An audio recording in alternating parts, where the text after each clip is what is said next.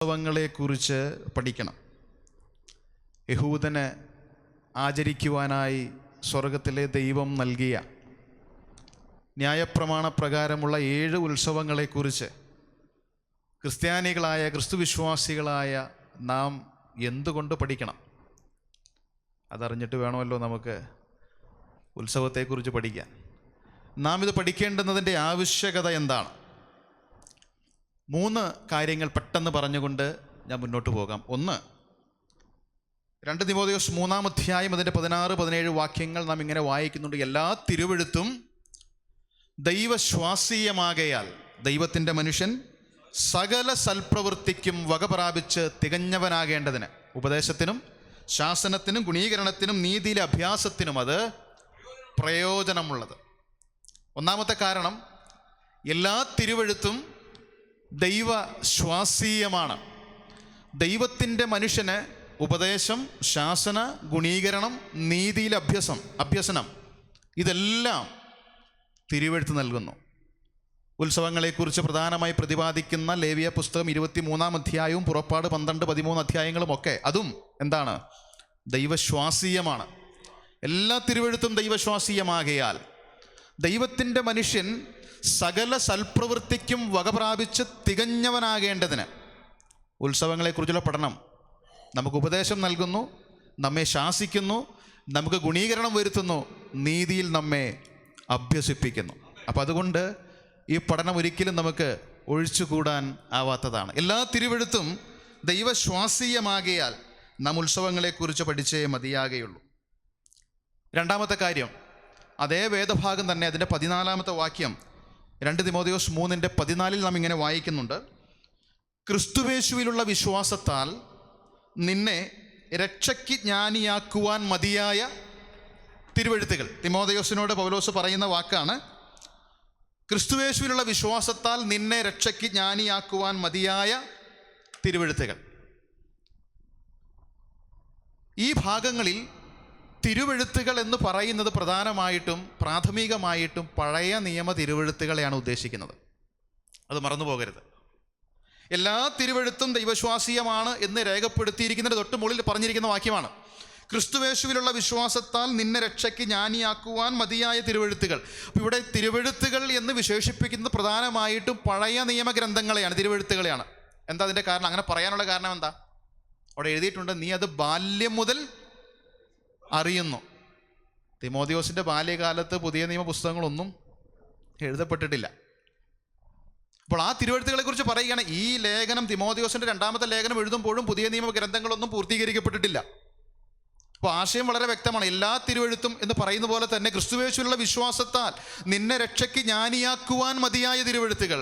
അപ്പോൾ പഴയ നിയമ ഗ്രന്ഥങ്ങളെക്കുറിച്ചുള്ള ഗ്രന്ഥങ്ങളിൽ നിന്നുള്ള പഠനം, പഴയ നിയമ ഗ്രന്ഥങ്ങളിൽ നിന്നുള്ള പഠനം, അത് ഉത്സവങ്ങളായിക്കൊള്ളട്ടെ, പെരുന്നാളുകളായിക്കൊള്ളട്ടെ, യാഗങ്ങളായിക്കൊള്ളട്ടെ, സങ്കേത നഗരങ്ങളായിക്കൊള്ളട്ടെ, എന്തുമായിക്കൊള്ളട്ടെ, അത് ക്രിസ്തുവേശുവിലുള്ള വിശ്വാസത്താൽ ഒരുവനെ രക്ഷയ്ക്ക് ജ്ഞാനിയാക്കുവാൻ മതിയായതാണ്. അപ്പോൾ നിശ്ചയമായിട്ടും അത് പഠിക്കണം. അത് ഉൽപ്പത്തി പുസ്തകമായിക്കൊള്ളട്ടെ, പുറപ്പാടായിക്കൊള്ളട്ടെ, ലേവ്യ, സംഖ്യ, ആവർത്തനം, മലാഖി വരെ ഏത് പഴയ നിയമഗ്രന്ഥവും ആയിക്കൊള്ളട്ടെ, അതെല്ലാം ക്രിസ്തു കേന്ദ്രീകൃതമാണ്. പഴയ നിയമത്തിലെ 39 പുസ്തകങ്ങളിലും കൃത്യമായിട്ട് നമുക്ക് ക്രിസ്തുവിനെ കാണാനായിട്ട് സാധിക്കും. അപ്പം അതുകൊണ്ട് ക്രിസ്തുവേശുവിലുള്ള വിശ്വാസത്താൽ രക്ഷയ്ക്ക് ജ്ഞാനിയാക്കുവാൻ ഈ തിരുവെഴുത്തുകൾ മതിയായതായതുകൊണ്ട് നാം അത് പഠിച്ചേ മതിയാകുകയുള്ളൂ. 3-ാമത്തെ കാര്യം, റോമാലേഖനം 15-ാം അധ്യായം അതിൻ്റെ 4-ാമത്തെ വാക്യം നാം ഇങ്ങനെ വായിക്കുന്നു. എന്നാൽ മുന്നെഴുതിയിരിക്കുന്നതൊക്കെയും, ശ്രദ്ധിക്കണം, എന്നാൽ മുന്നെഴുതിയിരിക്കുന്നതൊക്കെയും നമ്മുടെ ഉപദേശത്തിനായി നമുക്ക് തിരുവെഴുത്തുകളാൽ ഉളവാകുന്ന സ്ഥിരതയാലും ആശ്വാസത്താലും പ്രത്യാശ ഉണ്ടാകേണ്ടതിന് തന്നെ എഴുതിയിരിക്കുന്നു. അപ്പോൾ മുന്നെഴുതിയിരിക്കുന്നത് പഴയ നിയമ തിരുവെഴുത്തുകളെ കുറിച്ചാണ് പറയുന്നത്. മുന്നെഴുതിയിരിക്കുന്നതൊക്കെയും, ഒന്നും വിട്ടുകളഞ്ഞിട്ടില്ല. എല്ലാ തിരുവെഴുത്തും എന്ന് പറയുന്നത് പോലെ മുന്നെഴുതിയിരിക്കുന്നതൊക്കെയും നമ്മുടെ ഉപദേശത്തിനായിട്ട്, പ്രത്യാശ ഉണ്ടാകേണ്ടതിനായിട്ട് എഴുതിയിരിക്കുന്നു. അപ്പോൾ ഉത്സവങ്ങളെക്കുറിച്ചുള്ള പഠനം നമുക്ക് ഉപദേശം നൽകുന്നു, അതോടൊപ്പം തന്നെ നമ്മിൽ വലിയ പ്രത്യാശ ഉളവാക്കുന്നു. അപ്പോൾ എന്തുകൊണ്ടാണ് നാം ഉത്സവങ്ങളെക്കുറിച്ച് പഠിക്കുന്നത്?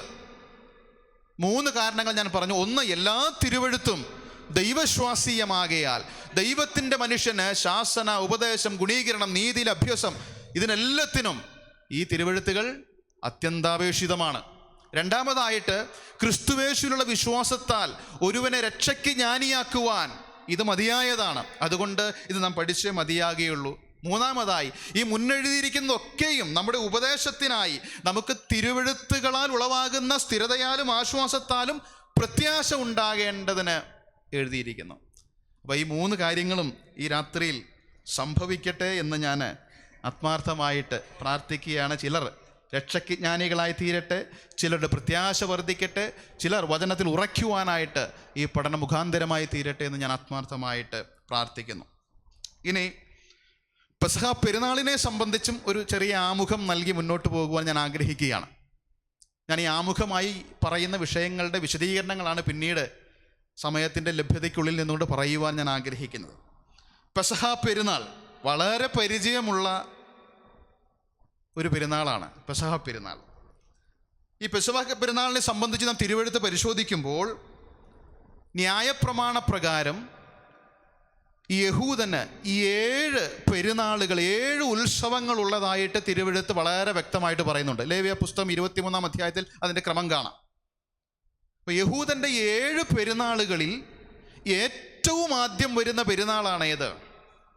പെസഹ പെരുന്നാൾ. ന്യായപ്രമാണ പ്രകാരം യഹൂദൻ ആചരിക്കുവാൻ ദൈവം നൽകിയ 7 പെരുന്നാളുകളിൽ ഏറ്റവും ആദ്യം വരുന്ന പെരുന്നാൾ അത് പെസഹ പെരുന്നാളാണ്.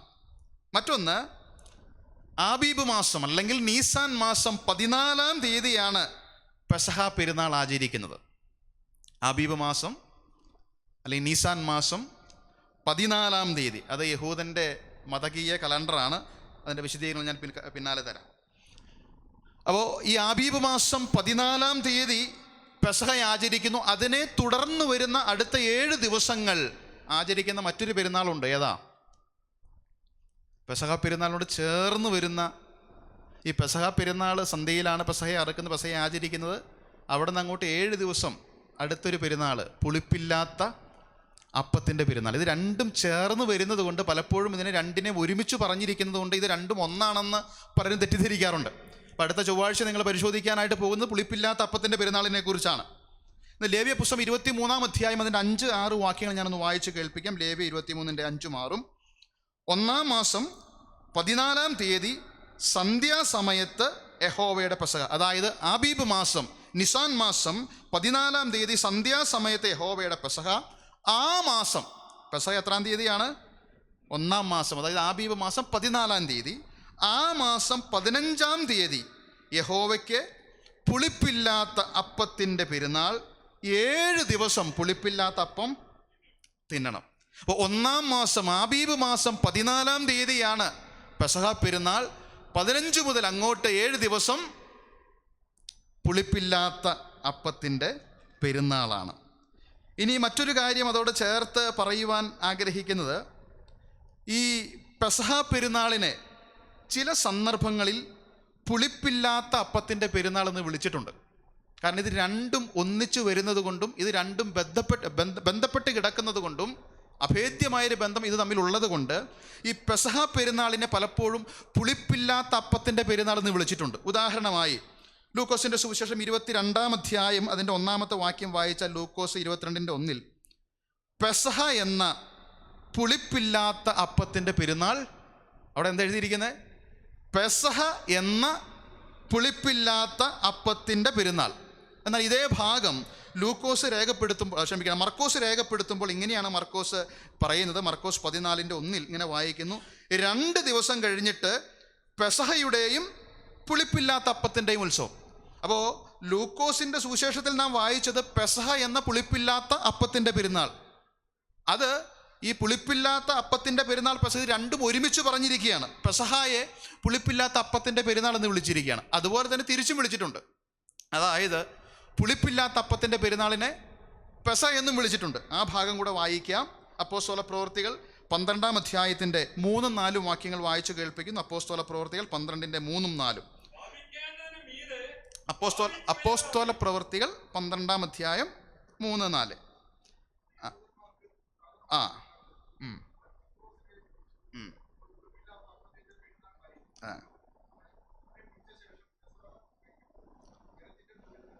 അപ്പൊ പുളിപ്പില്ലാത്ത അപ്പത്തിന്റെ പെരുന്നാളിനെ പെസഹ പെരുന്നാൾ എന്ന് വിളിച്ചിരിക്കുന്ന ഭാഗമാണ് ഇവിടെ വായിച്ചത്. അവൻ പത്രോസിനെയും പിടിച്ചു. അപ്പോൾ പുളിപ്പില്ലാത്ത അപ്പത്തിന്റെ പെരുന്നാളായിരുന്നു. അവനെ പിടിച്ച ശേഷം പെസഹ കഴിഞ്ഞിട്ട് ജനത്തിന്റെ മുമ്പിൽ നിർത്തുവാൻ ആദ്യം വരുന്നത് പെസഹയാണ്, പിന്നീടാണ് പുളിപ്പില്ലാത്ത അപ്പത്തിന്റെ പെരുന്നാൾ വരുന്നത്. അപ്പൊ ഇവിടെ പുളിപ്പില്ലാത്ത അപ്പത്തിന്റെ പെരുന്നാളിൽ പിടിച്ചു എന്ന് പറഞ്ഞിട്ട് പെസഹ കഴിഞ്ഞിട്ട് നിർത്തുവാൻ ഭാവിച്ചു എന്ന് പറഞ്ഞിരിക്കുകയാണ്. അപ്പൊ ഇവിടെയും പുളിപ്പില്ലാത്ത അപ്പത്തിന്റെ പെരുന്നാളിനെ പെസഹ എന്ന് വിളിച്ചിരിക്കുകയാണ്. അപ്പൊ പെസഹ എന്തെന്ന് വിളിച്ചിട്ടുണ്ട്? പുളിപ്പില്ലാത്ത അപ്പത്തിന്റെ പെരുന്നാൾ എന്ന് വിളിച്ചിട്ടുണ്ട്. അതുപോലെ തന്നെ പുളിപ്പില്ലാത്ത അപ്പത്തിന്റെ പെരുന്നാളിനെ പെസഹ എന്നും വിളിച്ചിട്ടുണ്ട്. പക്ഷേ ഇത് രണ്ടാണ്. ഇത് ഒരുമിച്ച് പലപ്പോഴും പറയുവാനുള്ള കാരണം, 1-ാം മാസം 14-ാം തീയതിയാണ് പെസഹ ആചരിക്കുന്നത്, 15-ാം തീയതി മുതൽ പുളിപ്പില്ലാത്ത അപ്പത്തിന്റെ പെരുന്നാൾ. ഇത് രണ്ടും ചേർന്ന് വരുന്നത് കൊണ്ടാണ് ഇതിനെ പലപ്പോഴും ഒന്നായിട്ട് പറഞ്ഞിരിക്കുന്നത്. ഇനി പഴയ നിയമം നമ്മൾ പരിശോധിച്ചു കഴിഞ്ഞാൽ 6 പെസഹകളുടെ ആചരണത്തെക്കുറിച്ച് പ്രത്യേകമായി പറഞ്ഞിട്ടുണ്ട്. ഇതെല്ലാം ആമുഖമായി ഞാനങ്ങ് പറഞ്ഞു പോവുകയാണ്, കാരണം വിഷയം വിശദീകരിക്കുമ്പോൾ നിങ്ങൾക്ക് എളുപ്പത്തിൽ അത് ഗ്രഹിക്കാനായിട്ടാണ്. 6 പെസഹകളുടെ ആചരണത്തെക്കുറിച്ച് പ്രത്യേകമായിട്ട് പഴയ നിയമത്തിൽ പറഞ്ഞിട്ടുണ്ട്. അതിന് കാരണങ്ങളുമുണ്ട്. അത് ഈ രാത്രി വിശദീകരിക്കുവാൻ നിർവാഹമില്ല. ഞാൻ ആ റെഫറൻസ് ഒന്ന് പറഞ്ഞു പോകാം.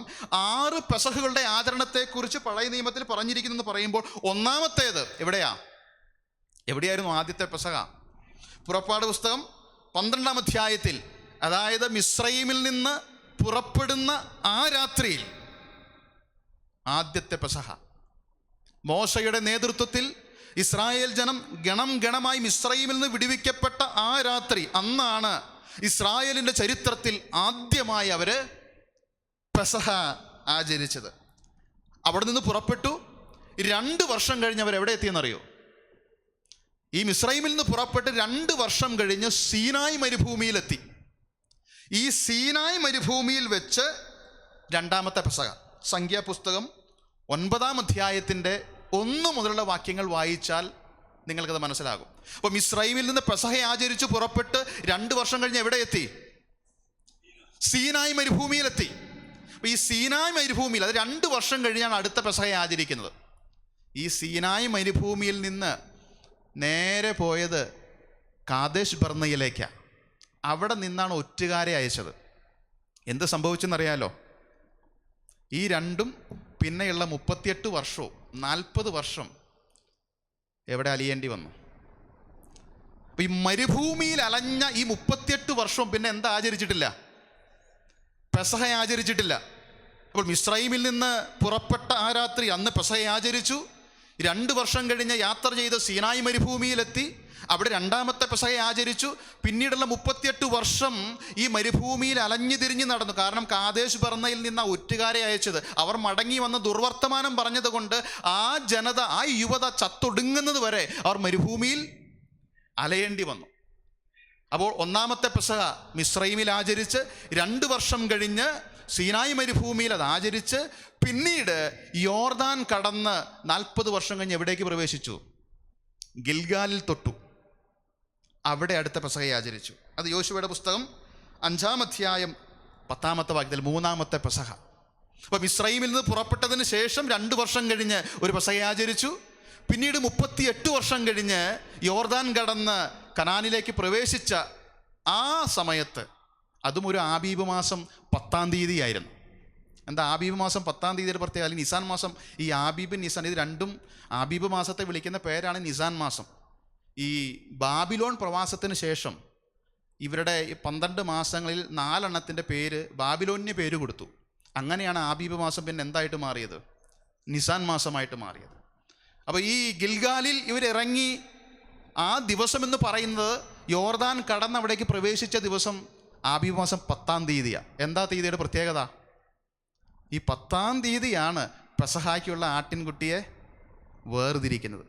കൃത്യം ആ 10-ാം തീയതിയാണ് കനാനിൽ ദൈവം വാഗ്ദത്തം ചെയ്ത ദേശത്ത് അവർ കാലുകുത്തും. 4 ദിവസം കഴിഞ്ഞ് അവിടെ വെച്ച് അവർ പെസഹ ആചരിച്ചു. അപ്പോൾ എത്ര പെസഹ? 6 പെസഹ ആചരണത്തെക്കുറിച്ച് പഴയ നിയമത്തിൽ പറയുന്നുണ്ട് എന്ന് ഞാൻ പറഞ്ഞു. അതിൽ 1-ാമത്തേത് മിസ്രൈമിൽ വെച്ച് ആചരിച്ചു. 2 വർഷം കഴിഞ്ഞ് സീനായ് മരുഭൂമിയിൽ അടുത്ത പെസഹ. പിന്നീട് 38 വർഷം കഴിഞ്ഞ് യോർദാൻ കടന്ന് കനാനിൽ എത്തിയതിനു ശേഷം ഗിൽഗാലിൽ വെച്ച്, എരിഹോ സമഭൂമിയിൽ ഗിൽഗാലിൽ 3-ാമത്തെ പെസഹ. അടുത്ത 3 പെസഹകൾ, ഒന്ന് ഹിസ്കിയ രാജാവിൻ്റെ കാലത്ത്, അത് 2 ദിനവൃത്താന്തം 30-ാം അധ്യായത്തിൽ രേഖപ്പെടുത്തിയിട്ടുണ്ട്. 5-ാമത്തെ പെസഹ യോശിയ രാജാവിൻ്റെ കാലത്ത്, അത് 2 ദിനവൃത്താന്തം 35-1 വായിക്കുന്നു. 6-ാമത്തേത് എസ്രയുടെ കാലത്ത്. ഇങ്ങനെ 6 പെസഹകളെക്കുറിച്ച് പ്രത്യേകമായിട്ട് പഴയ നിയമത്തിൽ പരാമർശിച്ചിട്ടുണ്ട്. ഞാൻ പറഞ്ഞു അതിന് കാരണങ്ങളുണ്ട്, അതിലേക്ക് പ്രവേശിക്കുവാൻ നിർവാഹമില്ല. പുതിയ നിയമത്തിലേക്ക് വരുമ്പോൾ 4 പെസഹകളുടെ ആചരണത്തെക്കുറിച്ച് പ്രത്യേകമായിട്ട് പറഞ്ഞിട്ടുണ്ട്. ഇതൊക്കെ വളരെ വിശദീകരിക്കാൻ, ഇവിടെ നിന്നുകൊണ്ട് വിശദീകരിക്കുവാൻ, ഈ രാത്രി മുഴുവൻ വിശദീകരിക്കുവാൻ എനിക്ക് ആവേശമുള്ള വിഷയമാണ്, താല്പര്യമുണ്ട്. പക്ഷേ നിർവാഹമില്ല. 9 മണിക്ക് നമുക്ക് ആശീർവാദം പറഞ്ഞേ പറ്റൂ.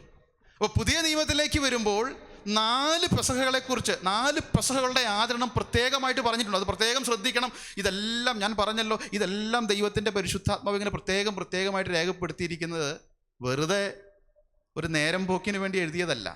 ഇതിനെല്ലാം കൃത്യമായ ലക്ഷ്യങ്ങളുണ്ട്, കൃത്യമായ ഉദ്ദേശങ്ങളുണ്ട്. അപ്പോൾ ഈ പുതിയ നിയമത്തിലെ 4 പെസഹകൾ, അത് അല്പം വിശദീകരിച്ച് മുന്നോട്ട് പോകാം, അപ്പോൾ നിങ്ങൾക്ക് അതിൻ്റെ ഉദ്ദേശം മനസ്സിലാകും. ഈ പുതിയ നിയമത്തിൽ 4 പെസഹകളുടെ ആചരണത്തെക്കുറിച്ച് രേഖപ്പെടുത്തിയിട്ടുണ്ട് എന്ന് പറയുമ്പോൾ, ഒന്നാമത്തേത് ക്രിസ്തുവിന് 12 വയസ്സ് പ്രായമുള്ളപ്പോൾ. വായിക്കാം ലൂക്കോസിൻ്റെ സുവിശേഷം 2-ാം അധ്യായം 41-42 വാക്യങ്ങൾ. ക്രിസ്തുവിന് 12 വയസ്സ് പ്രായമുള്ള സമയത്ത്, ലൂക്കോസ് 2:41-42.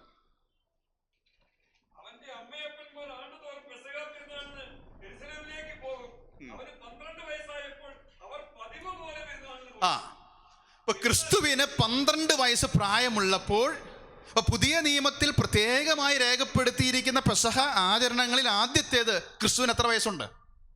12 വയസ്സ് പ്രായമുള്ളപ്പോൾ. അടുത്തത് യോഹന്നാന്റെ സുവിശേഷം 2-ാം അധ്യായം 13-ാം വാക്യം, ഏതാണ്ട് പരസ്യ ശുശ്രൂഷ ആരംഭിച്ച സമയമാണ്. യോഹന്നാൻ 2:13 വായിച്ച്. പെസഹ സമീപമാകൊണ്ട് യേശു, ഇപ്പൊ കാനാവിലെ കല്യാണത്തിന്, കർത്താവിന്റെ പരസ്യ ശുശ്രൂഷ ആരംഭിക്കുന്നത് എവിടെയാ? കാനാവിലെ കല്യാണത്തിന് പച്ചവെള്ളം വീഞ്ഞാക്കിക്കൊണ്ട പരസ്യ ശുശ്രൂഷ ആരംഭിച്ചത്. അത് കഴിഞ്ഞ് അല്പം കഴിഞ്ഞിട്ടാണ് ഈ 2-ാം അധ്യായം 13-ാം വാക്യത്തിൽ പറയുന്ന പെസഹ. അപ്പൊ പരസ്യ ശുശ്രൂഷ ആരംഭിച്ച ശേഷമുള്ള ആദ്യത്തെ പെസഹ. പിന്നെ പരസ്യ ശുശ്രൂഷ തുടരുന്ന സമയത്ത് 3-ാമത്തെ പെസഹ യോഹന്നാൻ 6:4 വായിച്ച്. യോഹന്നാൻ 6:4.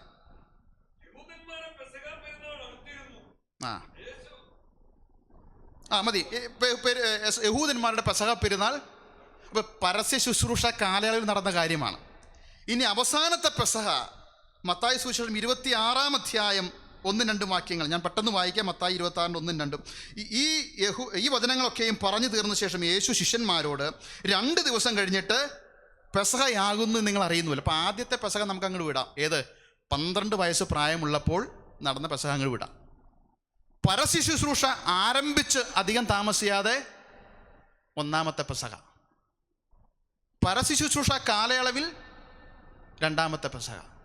3-ാമത്തെ പെസഹയുടെ അന്ന് വൈകിട്ടാണ് യേശു ക്രിസ്തു കാൽവറിയിലെ ക്രൂശിൽ യാഗമായി തീർന്നത്. അപ്പോൾ 3 പെസഹ. അതുകൊണ്ടാണ് യേശു ക്രിസ്തുവിൻ്റെ പരസ്യ ശുശ്രൂഷ കാലയളവ് ഏകദേശം 3.5 വർഷം എന്ന് പറയാനുള്ള കാരണം എന്താ? നമ്മൾ സാധാരണ പറയാറുണ്ടല്ലോ, യേശു ക്രിസ്തുവിൻ്റെ 3.5 വർഷം പരസ്യ ശുശ്രൂഷ ചെയ്ത് പറയാൻ. ഈ കണക്ക് എവിടെ നിന്ന് കിട്ടുന്നത്? 12 വയസ്സിലെ പെസഹ നമുക്ക് കൂട്ടണം, കാരണം പരസ്യ ശുശ്രൂഷ ആരംഭിച്ചിട്ടില്ല.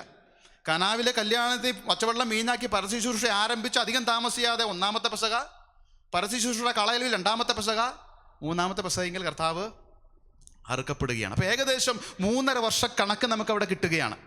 അപ്പോൾ പുതിയ നിയമത്തിൽ പെസഹ ആചരണത്തോടുള്ള ബന്ധത്തിൽ പ്രത്യേകമായി ആചരിച്ച 4 പെസഹ. അപ്പോൾ പഴയ നിയമത്തിലെ 6-ഉം പുതിയ നിയമത്തിലെ 4. ഇത് പ്രത്യേകമായി പരാമർശിച്ചിരിക്കുന്ന കാര്യങ്ങളാണ്. അപ്പോൾ ഇതൊക്കെ ആമുഖമായി പറഞ്ഞ ഭാഗം അങ്ങ് വിടുകയാണ്. ഇതൊന്നും നിങ്ങൾ മനസ്സിൽ നിന്ന് വിടരുത്. മുന്നോട്ട് പോകുമ്പോൾ ഇത് നമുക്ക് ചിന്തിക്കുവാൻ ആവശ്യമായിട്ട് വരും. 3 ചോദ്യങ്ങൾ ചോദിച്ചുകൊണ്ട് ഞാൻ വിഷയത്തിലേക്ക് പ്രവേശിക്കുകയാണ്. എന്താണ് പെസഹ? എന്തിനാണ് പെസഹ? എന്താണ് പെസഹയുടെ പൊരുൾ? എന്താണ് പെസഹ? എന്തിനാണ് പെസഹ? എന്താണ് പെസഹയുടെ പൊരുൾ? പേസാഹ് എന്ന് എബ്രായ ഭാഷയിലും പാസ്ക എന്ന് ഗ്രീക്കിലും പറയും. പെസഹ എന്ന വാക്കിൻ്റെ അർത്ഥം പാസ് ഓവർ, കടന്നുപോക്ക്. പെസഹ എന്ന വാക്കിൻ്റെ അർത്ഥം കടന്നുപോക്ക്. പുറപ്പാട് പുസ്തകം 12-ാം അധ്യായത്തിലാണ് ആദ്യത്തെ പെസഹ നാം കാണുന്നത്. അവിടെ 3 പ്രത്യേക വാക്യങ്ങളിൽ കടന്നുപോക്ക് എന്ന വാക്ക് പ്രത്യേകമായിട്ട് കാണാൻ സാധിക്കും. ഞാനത് പെട്ടെന്ന് വായിച്ച് മുന്നോട്ട് പോവുകയാണ്. പുറപ്പാട് 12:13 ഇങ്ങനെ വായിക്കുന്നു: ഞാൻ രക്തം കാണുമ്പോൾ നിങ്ങളെ ഒഴിഞ്ഞ് കടന്നു പോകും. ഞാൻ രക്തം കാണുമ്പോൾ നിങ്ങളെ ഒഴിഞ്ഞ് കടന്നു പോകും. 12:23 വായിക്കുന്നു: യഹോവ മിസ്രയീമ്യരെ ദണ്ഡിപ്പിക്കേണ്ടതിന് കടന്നു വരും. എന്നാൽ കുറുമ്പടിമേലും കട്ടലക്കാൽ രണ്ടിന്മേലും രക്തം കാണുമ്പോൾ യഹോവ വാതിൽ ഒഴിഞ്ഞ് കടന്നു പോകും. വീണ്ടും അതിൻ്റെ 27 വാക്യം: മിസ്രയീമ്യരെ ദണ്ഡിപ്പിക്കുകയിൽ മിസ്രയീമിലിരുന്ന ഇസ്രായേൽ മക്കളുടെ വീടുകളെ ഒഴിഞ്ഞ് കടന്ന് നമ്മുടെ വീടുകളെ രക്ഷിച്ച യഹോവയുടെ നമ്മുടെ വീടുകളെ ഒഴിഞ്ഞ് കടന്നു. അപ്പൊ കടന്നുപോക്ക് എന്ന വാക്ക് ആവർത്തിച്ച് 3 പ്രാവശ്യം ഈ ഭാഗത്ത് 12-ാം അധ്യായത്തിൽ നമുക്ക് കാണാനായിട്ട് സാധിക്കും. അപ്പൊ മിസ്രയീമ്യരെ ദണ്ഡിപ്പിക്കേണ്ടതിന് കടന്നു വന്ന യഹോവ മിസ്രയീമിൽ ഇരുന്ന ഇസ്രായേൽ ജനത്തിൻ്റെ വീടുകളെ ഒഴിഞ്ഞ് കടന്നുപോയി. ഈ സംഭവമാണ് പെസഹ. എന്താണ് പെസഹ എന്ന് ചോദിച്ചാൽ, മിസ്രയീമ്യരെ ദണ്ഡിപ്പിക്കുവാനായി മിസ്രയീമിലേക്ക് വന്ന യഹോവയാം ദൈവം മിസ്രയീമിൽ ഇരുന്ന ഇസ്രായേൽ ജനത്തിൻ്റെ വീടുകളെ ഒഴിഞ്ഞ് കടന്നുപോയി. ഇങ്ങനെ ഒഴിഞ്ഞ് കടന്നു പോകുവാനായിട്ട് ഒരു കാരണമുണ്ട്. ഇസ്രായേൽ മക്കളുടെ വീടുകളുടെ കട്ടിലക്കാൽ രണ്ടിന്മേലും കുറുമ്പടിമേലും രക്തം അടയാളമായിരുന്നു. ഈ രക്തം അടയാളമായിരുന്ന വീടുകളെ ഒഴിഞ്ഞ് കടന്നുപോയി. അപ്പൊ മിസ്രയീമ്യരെ ദണ്ഡിപ്പിക്കുവാനായി മിസ്രയീമിൽ വന്ന യഹോവയാം ദൈവം മിസ്രയീമിലിരുന്ന യഹൂദ ജനത്തിൻ്റെ ഇസ്രായേൽ മക്കളുടെ വീടുകളെ ഒഴിഞ്ഞ് കടന്നുപോയ ആ സംഭവമാണ് കടന്നുപോക്ക് അല്ലെങ്കിൽ പെസഹ. എന്തിനാണ് പെസഹ? അപ്പം എന്താണ് പെസഹ എന്ന് ഞാൻ പറഞ്ഞു. ഇനി എന്തിനാണ് പെസഹ?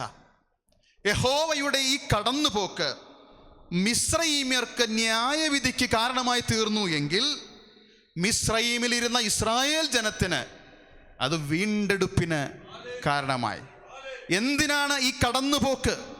എന്തിനാണ് ഇങ്ങനെ കടന്നുപോയത്, ഒഴിഞ്ഞു കടന്നുപോയത്? മിസ്രയീമിലേക്ക് കടന്നു വന്ന യഹോവയാം ദൈവം ഇസ്രായേൽ ജനത്തിൻ്റെ വീടുകളെ, രക്തമടയാളമായ വീടുകളെ ഒഴിഞ്ഞ് കടന്നുപോയതിൻ്റെ കാരണം മിസ്രയീമ്യർക്ക് ന്യായവിധിയും അതേ സമയത്ത് ഇസ്രായേൽ ജനത്തിന് വീണ്ടെടുപ്പിനും കാരണമായി തീർന്നു. ഒരു വശത്ത് ന്യായവിധി, മറുവശത്ത് വീണ്ടെടുപ്പ്. മാത്രമല്ല, ഇതൊരു പുതിയ തുടക്കമായിരുന്നു. പുതിയ തുടക്കം. നമ്മൾ പുറപ്പാട് 12:2 വായിക്കുന്നുണ്ട്: ഈ മാസം നിങ്ങൾക്ക് മാസങ്ങളുടെ ആരംഭമായി ആണ്ടിൽ 1-ാം മാസം ആയിരിക്കണം. ഏത് മാസം? ഈ അധ്യായത്തിലെ സംഭവങ്ങൾ നടക്കുമ്പോൾ ദേശീയ കലണ്ടർ അനുസരിച്ച് 7-ാം മാസമാണ്. അതായത് നമ്മുടെ ഒരു സെപ്റ്റംബർ, ഒക്ടോബർ. ദേശീയ കലണ്ടർ അനുസരിച്ച് 7-ാം മാസത്തിലാണ് നടക്കുന്ന ഈ സംഭവങ്ങളൊക്കെ. പക്ഷേ ദൈവം എന്താ പറഞ്ഞത്? ഈ മാസം, അതായത് ഈ 7-ാം മാസം നിങ്ങൾക്ക് മാസങ്ങളുടെ ആരംഭമായി ആണ്ടിൽ 1-ാം മാസമായിരിക്കണം. ഇസ്രായേലിൻ്റെ കലണ്ടർ മാറുകയാണ്, കാലഗണന മാറുകയാണ്. നമുക്കറിയാം, യേശു ക്രിസ്തു കാൽവറി ക്രൂശിൽ യാഗമായി തീർന്നതായ സംഭവം നമുക്കറിയാം. ലോകചരിത്രത്തെ AD എന്നും BC എന്നും 2ആയി തിരിച്ച് ക്രിസ്തു പെസഹ കുഞ്ഞാട് ക്രൂശിൽ മരിച്ചപ്പോൾ സംഭവിച്ച ആ കാലഗണനയിലെ വ്യത്യാസം ഇസ്രായേൽ ജനത്തിൻ്റെ ചരിത്രത്തിൽ സംഭവിക്കുകയാണ്. 7-ാം മാസത്തെ ദൈവം മോശയ്ക്കും അഹരോനും നൽകിയ അരുളപ്പാട്: ഈ മാസം നിങ്ങൾക്ക് മാസങ്ങളുടെ ആരംഭമായി ആണ്ടിൽ 1-ാം മാസം. ഒരു പുതിയ തുടക്കം. അതായത് 430 വർഷം നീണ്ടു നിന്ന മിസ്രയീമ്യ പരദേശവാസം ഈ രാത്രിയിൽ അവസാനിക്കുകയാണ്. ഫറവോന്റെ അടിമത്വത്തിൽ നിന്ന് സമ്പൂർണമായ വിമോചനം സാധ്യമാകുകയാണ്. ഇസ്രായേൽ ജനം ദൈവത്തിൻ്റെ വകയായി തീരുന്ന രാത്രി.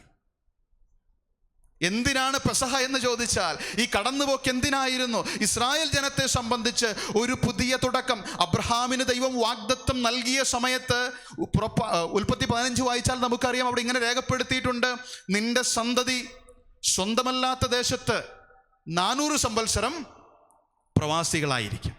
അങ്ങനെ മിസ്രയീമിൽ 430 വർഷം നീണ്ടു നിന്ന പ്രവാസം അവസാനിച്ച് അന്ന് രാത്രിയിൽ ഇസ്രായേൽ ജനം മോചനത്തിനായിട്ട് പോവുകയാണ്. ഒരു വീണ്ടെടുപ്പ് അവർക്ക് സാധ്യമാവുകയാണ്. ഫറവോൻ്റെ അടിമത്വത്തിൽ നിന്ന് സമ്പൂർണമായൊരു വിമോചനം അവർക്ക് സാധ്യമാകുകയാണ്.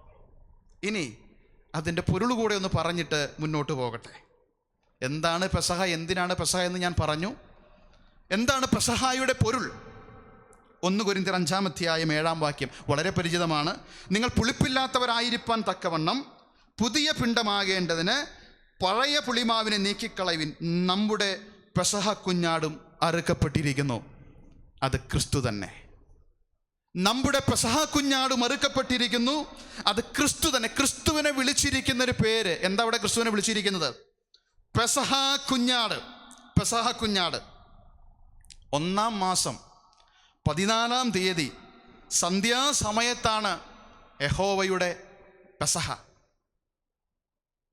ആദ്യത്തെ പെസഹ മിസ്രൈമിൽ ആചരിച്ച് 1500 വർഷം കഴിഞ്ഞ്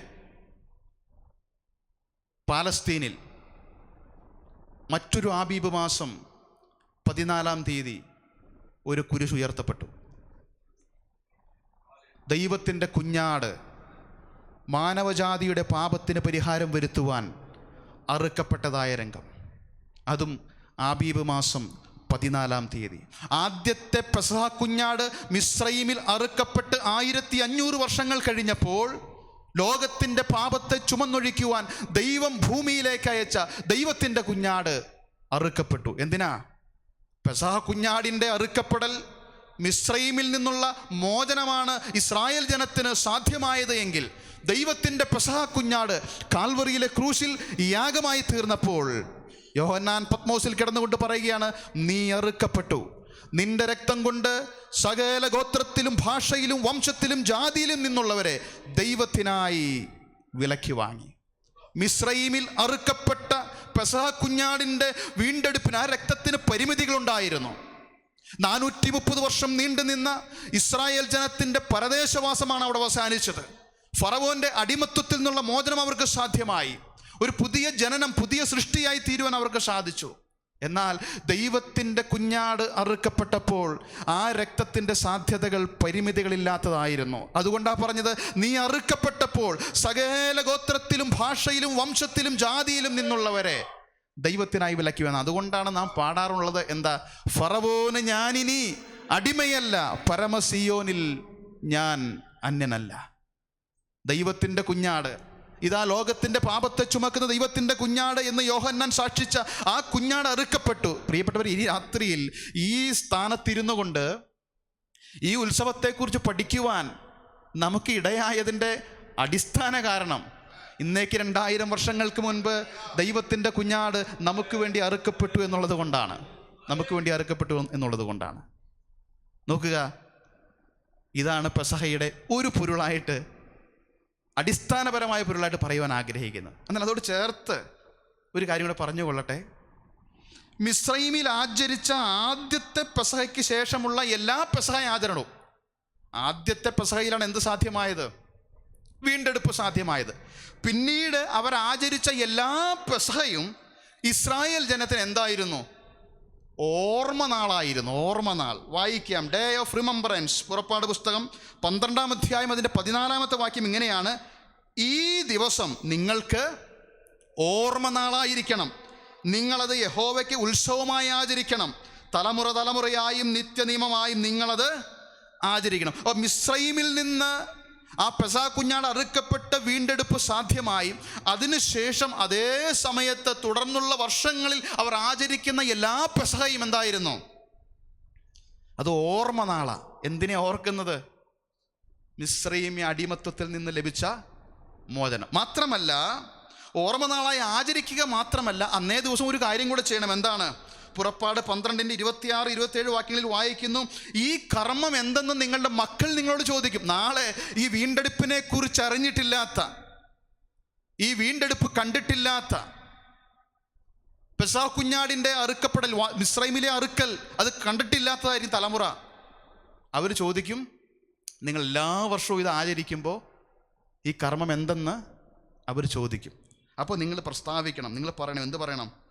മിസ്രയീമിനെ ദണ്ഡിപ്പിക്കുകയിൽ, പുറപ്പാട് 12:27, മിസ്രയീമിനെ ദണ്ഡിപ്പിക്കുകയിൽ മിസ്രയീമിലിരുന്ന ഇസ്രായേൽ മക്കളുടെ വീടുകളെ ഒഴിഞ്ഞ് കടന്ന് നമ്മുടെ വീടുകളെ രക്ഷിച്ച യഹോവയുടെ പെസഹായാഗം. അപ്പോൾ ഈ ഓർമ്മനാൾ പിന്നീട് ആചരിച്ച സകല പെസഹായും ഓർമ്മനാളായിരുന്നു എന്ന് പറയുവാനുള്ള കാരണം, ആ ഓർമ്മനാളിൽ വരും തലമുറകളോട് പറഞ്ഞു കൊടുക്കണം എന്താണ്?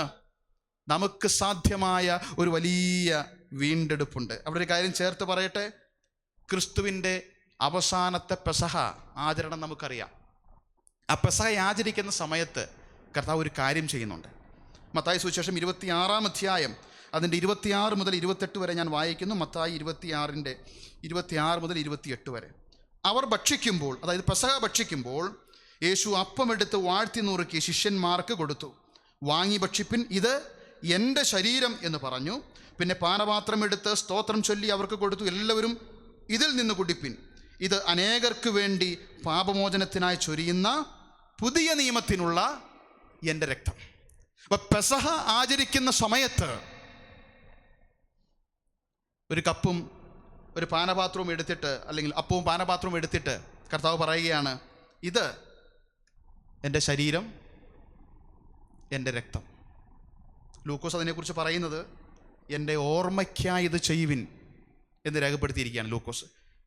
പൗലോസും അത് പറയുന്നുണ്ട്. 1 കൊരിന്ത്യർ 11-ാം അധ്യായത്തിൻ്റെ 24-25 വാക്യങ്ങളിൽ 2 പ്രാവശ്യം ആവർത്തിച്ച് പറയുന്നുണ്ട്, ഞാൻ കർത്താവിൽ നിന്ന് പ്രാപിക്കുകയും നിങ്ങൾക്ക് ഏൽപ്പിച്ചു തരികയും ചെയ്ത് എന്തെന്നാൽ എന്ന് പറഞ്ഞിട്ട്, അപ്പത്തെക്കുറിച്ചും പാനപാത്രത്തെക്കുറിച്ചൊക്കെ പറഞ്ഞിട്ട് എൻ്റെ ഓർമ്മയ്ക്കായി ചെയ്യുവിൻ. പ്രിയപ്പെട്ടവരെ, നമ്മുടെ പെസഹ കുഞ്ഞാടായിരിക്കുന്ന ക്രിസ്തു അറുക്കപ്പെട്ടതിൻ്റെ ഓർമ്മയുടെ ആചരണമാണെന്ത്? നമ്മൾ പെസഹ ആചരിക്കണ്ട. പെസഹ ആചരിക്കാൻ നമ്മളാരും യഹൂദന്മാരുമല്ല. എന്നാൽ നമ്മുടെ പെസഹ കുഞ്ഞാടായ ക്രിസ്തു അറുക്കപ്പെട്ടതിൻ്റെ ഓർമ്മയുടെ ആചരണമാണ് കർത്താവിൻ്റെ അത്താഴം. 1 കൊരിന്ത്യർ 12:26 ഇങ്ങനെ വായിക്കുന്നു, അങ്ങനെ നിങ്ങൾ ഈ അപ്പം തിന്നുകയും പാനപാത്രം കുടിക്കുകയും ചെയ്യുമ്പോഴൊക്കെയും കർത്താവ് വരുവോളം അവൻ്റെ മരണത്തെ പ്രസ്താവിക്കുന്നു. അപ്പോൾ കാൽവറിയിലെ ക്രൂശിൽ പെസഹ കുഞ്ഞാട് അറുക്കപ്പെടുന്നതിന് മുൻപ് അവൻ സ്ഥാപിച്ചതായിരിക്കുന്ന ഒരു മേശയുണ്ട്, കർത്താവിൻ്റെ അത്താഴം. ഇതെൻ്റെ ഓർമ്മയ്ക്കായി ചെയ്യുവിൻ എന്ന് പറയുകയാണ്. ഇത് എൻ്റെ രക്തത്തിൽ പുതിയ നിയമം, എൻ്റെ ഓർമ്മയ്ക്കായി ഇത് ചെയ്യുവിൻ. ഇത് ആരോടാ? നമ്മളിവിടെ വായിക്കുന്നുണ്ട്, അങ്ങനെ നിങ്ങൾ ഈ അപ്പം തിന്നുകയും പാനപാത്രം കുടിക്കുകയും ചെയ്യുമ്പോഴൊക്കെയും കർത്താവ് വരുവോളം അവൻ്റെ മരണത്തെ പ്രസ്താവിക്കുന്നു. ആരോടെ പ്രസ്താവിക്കുന്നത്? ഈ കർമ്മം എന്തെന്ന് നിങ്ങളുടെ മക്കൾ നിങ്ങളോട് ചോദിച്ചാൽ, കർത്തൃദിനത്തിൽ ദൈവജനം ഒരുമിച്ച് കൂടി അപ്പവീഞ്ഞുകളിൽ ഭാഗവാക്കാകുമ്പോൾ നമ്മുടെ തലമുറകളും ചോദിക്കേണ്ട ഒരു ചോദ്യമുണ്ട്, എന്ത്? ഈ കർമ്മം എന്ത്? അവർക്ക് നാം കൊടുക്കേണ്ട മറുപടി, നമ്മുടെ പെസഹ കുഞ്ഞാടും അറുക്കപ്പെട്ടിരിക്കുന്നു, അത് ക്രിസ്തു തന്നെ. അപ്പോൾ ഓർമ്മനാളായി ആചരിക്കുന്ന പെസഹ തലമുറകളോട് പ്രസ്താവിക്കേണ്ടതായിരിക്കുന്ന വലിയൊരു യാഥാർത്ഥ്യമുണ്ട്. മിസ്രയീമിൽ നിന്ന് ലഭിച്ചതായിരിക്കുന്ന വീണ്ടെടുപ്പ്, അതുപോലെ തന്നെ കർത്താവിൻ്റെ മരണത്തെ പ്രസ്താവിക്കുവാനായിട്ട് നാം കൂടി വരുമ്പോൾ, അപ്പവീഞ്ഞുകളിൽ ഭാഗവാക്കാകുമ്പോൾ, അത് അവൻ്റെ മരണത്തെ തലമുറകളോട് പ്രസ്താവിക്കുകയാണ്. ഇനി പെസഹയുടെ ആചരണവും പ്രമാണങ്ങളും പറഞ്ഞ് മുന്നോട്ട് പോകുവാനായിട്ട് ഞാൻ ആഗ്രഹിക്കുകയാണ്. പെസഹ ആചരണവും, അപ്പോൾ അതിൻ്റെ നിഴലും പൊരുളും ഞാൻ വ്യക്തമായിട്ട് തിരിച്ചു തന്നു. ഇനി അതിൻ്റെ ആചരണവും പ്രമാണങ്ങളും നമുക്കൊന്ന് വായിക്കാം. പുറപ്പാട് പുസ്തകം 12-ാം അധ്യായം 5-ാം വാക്യം ഒന്ന് വായിച്ച്.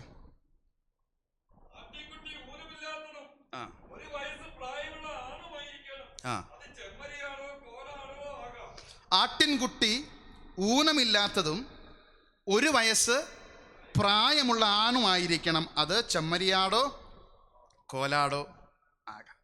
അപ്പം ഇവിടെ ഈ പെസഹായ്ക്ക് അറുക്കപ്പെടുന്നതായിരിക്കുന്ന ആട്ടിൻകുട്ടിയെക്കുറിച്ച് നിർദ്ദേശം കൊടുക്കുമ്പോൾ ഇങ്ങനെ ഒരു പ്രയോഗം നമുക്കവിടെ കാണാം. ആട്ടിൻകുട്ടി ഊനമില്ലാത്തതായിരിക്കണം, വിതൗട്ട് ബ്ലെമിഷ്, ഊനമില്ലാത്തതായിരിക്കണം. എന്താ അങ്ങനെ? എന്തുകൊണ്ട് അങ്ങനെ പറഞ്ഞത്? ഈ പെസഹായെ യാഗമെന്ന് വിളിച്ചിട്ടുണ്ട്. പുറപ്പാട് 12:27 പെസഹ യാഗം എന്ന പ്രയോഗം നമുക്ക് കാണാം. അതിനാൽ യാഗമൃഗത്തിനുണ്ടായിരിക്കേണ്ട എല്ലാ യോഗ്യതകളും ആർക്കുണ്ടായിരിക്കണം? ഈ അറുക്കപ്പെടുന്ന പെസഹായ്ക്ക് അറുക്കപ്പെടുന്ന കുഞ്ഞാടിന്, ഒരു യാഗമൃഗത്തിനുണ്ടായിരിക്കേണ്ട എല്ലാ യോഗ്യതകളും ആട്ടിൻകുട്ടി ഊനമില്ലാത്തതായിരിക്കണം. നമ്മൾ ഹോമയാഗത്തെക്കുറിച്ച് വായിക്കുന്നുണ്ട്. ലേവ്യ പുസ്തകം 22-ാം അധ്യായം അതിൻ്റെ 20-ാം വാക്യം ഇങ്ങനെയാണ്: ഊനമുള്ള യാതൊന്നിനെയും നിങ്ങൾ അർപ്പിക്കരുത്, അതിനാൽ നിങ്ങൾക്ക് പ്രസാദം ലഭിക്കുകയില്ല. അപ്പോൾ ഊനമുള്ള യാതൊന്നിനെയും അർപ്പിക്കുക. അപ്പോൾ ഈ ഊനമുള്ളത് എന്ന് പറഞ്ഞാൽ എന്താ? ഊനമുള്ളതെന്ന് പറഞ്ഞാൽ അതിൻ്റെ 22-ാമത്തെ വാക്യത്തിലുണ്ട്, ലേവ്യ 22-22. കുരുട്, ചതവ്, മുറിവ്, മുഴ, ചൊറി, പുഴുക്കടി എന്നിവയുള്ള യാതൊന്നിനെയും യഹോവയ്ക്ക് അർപ്പിക്കരുത്. അപ്പം നിർമ്മലമായിരിക്കണം. ആട്ടിൻകുട്ടി നിർമ്മലമായിരിക്കണം. യാതൊരു ഊനവും പാടില്ല. കുരുടോ, ചതവോ, മുറിവോ, മുഴ, ചൊറി, പുഴുക്കടി ഇങ്ങനെ ഒന്നും കാണാനായിട്ട് പാടില്ല. അപ്പോൾ അത് ആട്ടിൻകുട്ടി ഊനമില്ലാത്തതായിരിക്കണം. അപ്പോൾ ഊനമില്ലാത്തതാണെന്ന് എങ്ങനെ അറിയാം? എങ്ങനെയാണ് അറിയുന്നത്? പുറപ്പാട് 12:3 നമ്മൾ ഇങ്ങനെ വായിക്കുന്നുണ്ട്: ഈ മാസം 10-ാം തീയതി അതത് കുടുംബത്തിൽ ഒരു ആട്ടിൻകുട്ടി വീതം ഓരോരുത്തൻ. അപ്പോൾ ആബീബ് മാസം എത്രാം തീയതി എടുക്കണം? 10-ാം തീയതി ആടിനെ എടുക്കണം. ഇനി അതിൻ്റെ 6-ാമത്തെ വാക്യം വായിച്ചാൽ ഈ മാസം 14-ാം തീയതി വരെ അതിനെ. അപ്പോൾ 10-ാം തീയതി ഈ ആട്ടിൻകുട്ടി എടുത്തു. പെസഹായ്ക്ക് അറുക്കുവാനുള്ള ആട്ടിൻകുട്ടിയെ 10-ാം തീയതി എടുത്തു. 14-ാം തീയതി സന്ധ്യാസമയത്താണ് അറുക്കുന്നത്. അപ്പോൾ ഈ 4 ദിവസവും സൂക്ഷ്മമായ പരിശോധനയിലൂടെ ഈ ആട്ടിൻകുട്ടി കടന്നു പോവുകയാണ്. സൂക്ഷ്മമായ ഏതെങ്കിലും വിധത്തിലുള്ള ഊനം, കുറവ്, കളങ്കം ഈ ആട്ടിൻകുട്ടിയിലുണ്ടോ എന്ന് പരിശോധിക്കുവാനായിട്ട് 10-ാം തീയതി എടുക്കുന്ന ആട്ടിൻകുട്ടിയെ 14-ാം തീയതി വരെ സൂക്ഷിച്ച് അതിനെ പരിശോധിക്കുകയാണ് 4 ദിവസം. അങ്ങനെ യാതൊരു ഊനവും ഇല്ല എന്ന് വ്യക്തമായി കഴിഞ്ഞാൽ സന്ധ്യാസമയത്ത് കൊണ്ടുപോയി അതിനെ അറുക്കാം. അതൊരു പ്രമാണമാണ്. ഇനി നമ്മുടെ പെസഹ കുഞ്ഞാട് ക്രിസ്തുവിലേക്ക് നമുക്കൊന്ന് ശ്രദ്ധിക്കാം. യേശു ക്രിസ്തു സ്നാനമേറ്റ ശേഷം കയറി വരുന്ന സമയത്ത് സ്വർഗത്തിൽ നിന്നൊരു ശബ്ദമുണ്ടായി. എന്താ? ഇവൻ എൻ്റെ പ്രിയപുത്രൻ, ഇവനിൽ ഞാൻ പ്രസാദിച്ചിരിക്കുന്നു. സ്വർഗം പ്രഖ്യാപിക്കുകയാണ്, അറുക്കപ്പെടുവാൻ ഇവൻ യോഗ്യനാണ്, എൻ്റെ പ്രസാദം ഇവന് ലഭിച്ചിരിക്കുന്നു, ഇവൻ യാതൊരു ഊനമില്ലാത്തവനാണ്. ധാര പ്രഖ്യാപിച്ചത്? സ്വർഗം പ്രഖ്യാപിക്കുക. അവിടെ കൊണ്ട് തീരുന്നില്ല. തുടർന്ന് പിശാച് പരിശോധിച്ചു. എത്ര ദിവസം? ലൂക്കോസ് 4:1 പിശാച് അവനെ 40 ദിവസം പരീക്ഷിച്ചുകൊണ്ട്. നമ്മൾ പലരും ചിന്തിക്കുന്നത് ഈ 40 ദിവസം കഴിഞ്ഞിട്ടാണ് പിശാച് പരീക്ഷിക്കാൻ വന്നതെന്നാണ്. ഇവിടെ ലൂക്കോസ് രേഖപ്പെടുത്തുന്നത് പിശാച് അവനെ 40 ദിവസം പരീക്ഷിച്ചുകൊണ്ടിരുന്നു. അപ്പോൾ ഇവൻ എൻ്റെ പ്രിയപുത്രൻ, ഇവനിൽ ഞാൻ പ്രസാദിച്ചിരിക്കുന്നു, ഇവൻ ഊനമില്ലാത്തവനാണ്, ഇവൻ അറുക്കപ്പെടുവാൻ യോഗ്യനാണെന്ന് സ്വർഗം പ്രഖ്യാപിച്ച അനന്തരം പിശാചനാൽ പരീക്ഷിക്കപ്പെടുവാൻ ആത്മാവ് അവനെ മരുഭൂമിയിലേക്ക് പോകുവാൻ നിർബന്ധിച്ചു എന്ന് എഴുതിയിരിക്കുന്നത്. നിർബന്ധിച്ചു. സ്വർഗത്തിൻ്റെ പ്രഖ്യാപനം നോക്കണേ. 40 ദിവസം പിശാച് അവനെ പരിശോധിച്ചു. ഈ 4 ദിവസം പെസഹ കുഞ്ഞാടിനെ മിസ്രയീമിൽ പരിശോധിച്ചതുപോലെ, പരിശോധിക്കുന്നത് പോലെ 40 ദിവസം പിശാച് തിരിച്ചിട്ടും മറച്ചിട്ടും പരിശോധിച്ചു. പരീക്ഷ തികച്ച ശേഷം കുറേ കാലത്തേക്ക് അവനെ വിട്ടുമാറിയെന്ന്. ആ പരിശോധനയിൽ യാതൊരു ഊനവും കണ്ടെത്താൻ സാധിച്ചില്ല. അവിടെ തീർന്നില്ല. പീലാത്തോസ് പരിശോധിച്ചു. പീലാത്തോസ് എപ്പോഴാണ് പരിശോധിച്ചത്? ലൂക്കോസ് 23:14 ഇങ്ങനെ വായിക്കുന്നു: ഞാനോ നിങ്ങളുടെ മുൻപാകെ വിസ്തരിച്ചിട്ടും നിങ്ങൾ ചുമത്തിയ കുറ്റം ഒന്നും ഇവനിൽ കണ്ടില്ല. നിങ്ങളുടെ മുൻപാകെ വിസ്തരിച്ചിട്ടും നിങ്ങൾ ചുമത്തിയ കുറ്റം ഒന്നും കണ്ടില്ല. പീലാത്തോസ് പരിശോധിക്കുകയാണ്. അടുത്ത വാക്യത്തിൽ പറയുകയാണ്, ഹേരോദാവും കണ്ടില്ല. ലൂക്കോസ് 23:15 ഞാൻ മാത്രമല്ല, ഹേരോദാവും കണ്ടില്ല. എന്നിട്ട് മത്തായി 27:24 ഈ നീതിമാന്റെ രക്തത്തിൽ എനിക്ക് കുറ്റമില്ല. പീലാത്തോസ് പരിശോധിക്കുകയാണ്. ഇവർ ചുമത്തിയതായിരിക്കുന്ന എന്തെങ്കിലും കുറ്റം, ഇവർ ആരോപിച്ചതായിരിക്കുന്ന എന്തെങ്കിലും ന്യൂനത, എന്തെങ്കിലും ഊനം ഇവനിൽ കാണുന്നുണ്ടോ എന്ന് അറിയുവാനായിട്ട് പീലാത്തോസും ഹേരോദാവും പരിശോധിച്ചു. അവരുടെ മുൻപാകെ വിസ്തരിച്ചു, ഒന്നും കണ്ടില്ല. അവിടെ തീർന്നില്ല. പീലാത്തോസിൻ്റെ ഭാര്യ പരിശോധിച്ചു. എന്താ പറഞ്ഞത്? മത്തായി 27:19 ആ നീതിമാന്റെ കാര്യത്തിൽ ഇടപെടരുത്. ആ നീതിമാന്റെ കാര്യത്തിൽ ഇടപെടരുത്. പെസഹ കുഞ്ഞാട് ഊനമില്ലാത്തതായിരിക്കണം എന്ന പ്രമാണം നാം അങ്ങനെ തന്നെ ക്രിസ്തുവിലേക്ക് കൊണ്ടുവരുമ്പോൾ പീലാത്തോസ് പിശാച് പരിശോധിച്ചു, പീലാത്തോസ് പരിശോധിച്ചു, ഹേരോദാവ് പരിശോധിച്ചു, പീലാത്തോസിന്റെ ഭാര്യ പരിശോധിച്ചു, യൂദ പരിശോധിച്ചു. മത്തായി 27:3-4 ഞാൻ കുറ്റമില്ലാത്ത രക്തത്തെ കാണിച്ചു കൊടുത്തതിനാൽ പാപം ചെയ്തു. യൂദ പരിശോധിച്ചു. യൂദ പരിശോധിച്ചു കഴിഞ്ഞപ്പോൾ യൂദയ്ക്ക് മനസ്സിലായി ഈ രക്തം കുറ്റമില്ലാത്തതാണ്. അവിടെ തീർന്നില്ല. തൂക്കിയ ദുഷ്പ്രവർത്തിക്കാരിൽ ഒരുത്തൻ പരിശോധിച്ചു. ലൂക്കോസ് 23:41 ഇവനോ അരുതാത്തതൊന്നും ചെയ്തിട്ടില്ല. തൂക്കിയ ദുഷ്പ്രവർത്തിക്കാരൻ്റെ പരിശോധനയിലും ഇവൻ അരുതാത്തതൊന്നും ചെയ്തിട്ടില്ല. തീർന്നില്ല.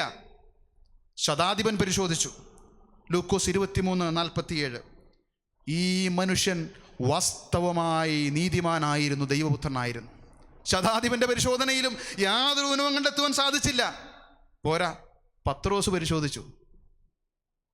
1 പത്രോസ് 2:22 അവൻ പാപം ചെയ്തിട്ടില്ല, അവൻ്റെ വായിൽ വഞ്ചനയൊന്നും ഉണ്ടായിരുന്നില്ല. പത്രോസ് പരിശോധിച്ചു. പോരാ, യോഹന്നാൻ പരിശോധിച്ചു. 1 യോഹന്നാൻ 3:5 അവനിൽ പാപമില്ല. അവിടെയും തീർന്നില്ല. പൗലോസ് പരിശോധിച്ചു. 2 കൊരിന്ത്യർ 5:21 പാപം അറിയാത്തവനെ നാം അവനിൽ ദൈവത്തിൻ്റെ നീതിയാകേണ്ടതിന് അവൻ നമുക്ക് വേണ്ടി പിതാവ് ഇവൻ എൻ്റെ പ്രിയപുത്രൻ, ഇവനിൽ ഞാൻ പ്രസാദിച്ചിരിക്കുന്നു, യാതൊരു ഊനവും ഇവനില്ല എന്ന് പ്രഖ്യാപിച്ചതായിരിക്കുന്ന ആ ദൈവപുത്രനെ പിശാച് പരിശോധിച്ചു, പീലാത്തോസ് പരിശോധിച്ചു, ഹേരോദാവ് പരിശോധിച്ചു, പീലാത്തോസിന്റെ ഭാര്യ പരിശോധിച്ചു, യൂദ പരിശോധിച്ചു, തൂക്കിയ ദുഷ്പ്രവർത്തിക്കാൽ ഒരുത്തൻ പരിശോധിച്ചു, ശതാധിപൻ പരിശോധിച്ചു, യോഹന്നാനും പൗലോസും പത്രോസും ഒക്കെ പരിശോധിച്ചു. ഒന്നും ഒരു കുറ്റവും കാണുന്നില്ല. അതുകൊണ്ട് കർത്താവ് യോഹന്നാൻ 8:46 നിങ്ങളിൽ ആർ എന്നെ പാപത്തെക്കുറിച്ച് ബോധം വരുത്തും. എബ്രായ ലേഖന കർത്താവ് പറഞ്ഞത് എബ്രായർ 7:26 പവിത്രൻ, നിർദോഷൻ, നിർമ്മലൻ, പാപികളോട് വേർപെട്ടവൻ, സ്വർഗത്തേക്കാൾ ഉന്നതനായി തീർന്നവൻ.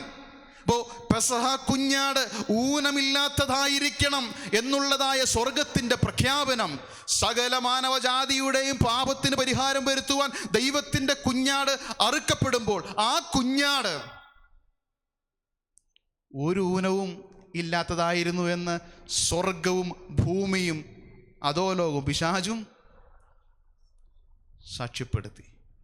ഒരു കാര്യം ഇവിടെ ചേർത്ത് പറയട്ടെ, കർത്താവിൻ്റെ പരസ്യ ശുശ്രൂഷ ഒരു വശത്ത് നടക്കുമ്പോൾ മറുവശത്ത് പരിശോധന നടക്കുകയായിരുന്നു. എന്നും അങ്ങനെയാണ്. ദൈവമക്കൾ ഒരു വശത്ത് ശുശ്രൂഷയിൽ മുന്നേറുമ്പോൾ, ക്രിസ്തീയ ജീവിതത്തിൽ മുന്നേറുമ്പോൾ, മറുവശത്ത് ലോകം നമ്മെ പരിശോധിച്ചുകൊണ്ടിരിക്കുക. ബന്ധുമിത്രാദികൾ, അയൽഭവനക്കാർ, ജോലിക്കാർ, നാം കണ്ടുമുട്ടുന്ന വ്യക്തികൾ നമ്മെ പരിശോധിച്ചുകൊണ്ടിരിക്കുകയാണ്. പക്ഷേ അവർ സാക്ഷ്യപ്പെടുത്തേണ്ട ഒരു സാക്ഷ്യമുണ്ട്. എന്താണ്? ഇവർ ദൈവമക്കൾ, ഇവർ ദൈവമക്കൾ. അതവിടെ നിൽക്കട്ടെ. അപ്പോൾ യാതൊരു ഊനവുമില്ലാത്തതായിരിക്കുന്ന കുഞ്ഞാട് അറുക്കപ്പെടുകയാണ്. അടുത്ത പ്രമാണത്തിലേക്ക് നമുക്കൊന്ന് വരാം. അപ്പോൾ 1 ആട്ടിൻകുട്ടി ഊനമില്ലാത്തതായിരിക്കണം എന്ന് പറയുന്നുണ്ട്. അടുത്തത് ആവർത്തന പുസ്തകം 16-ാം അധ്യായം 2-ാം വാക്യം ഒന്ന് വായിച്ച്. ആവർത്തനം 16:2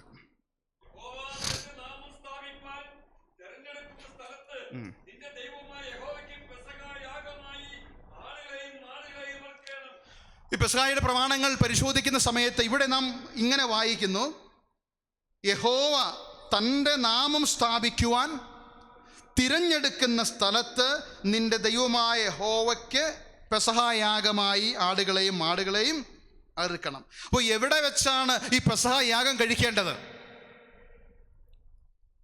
ഊനമില്ലാത്ത ആട്ടിൻകുട്ടിയായിരിക്കണം. ക്രിസ്തുവിൽ നാം അത് അങ്ങനെ തന്നെ കാണുകയാണ്. അപ്പോൾ എൻ്റെ നാമം സ്ഥാപിക്കുവാൻ തിരഞ്ഞെടുക്കുന്ന സ്ഥലത്ത്. ഇനി അതിൻ്റെ 5-ാം വാക്യം കൂടെ ഒന്ന് വായിച്ചേ. ആവർത്തനം 16:5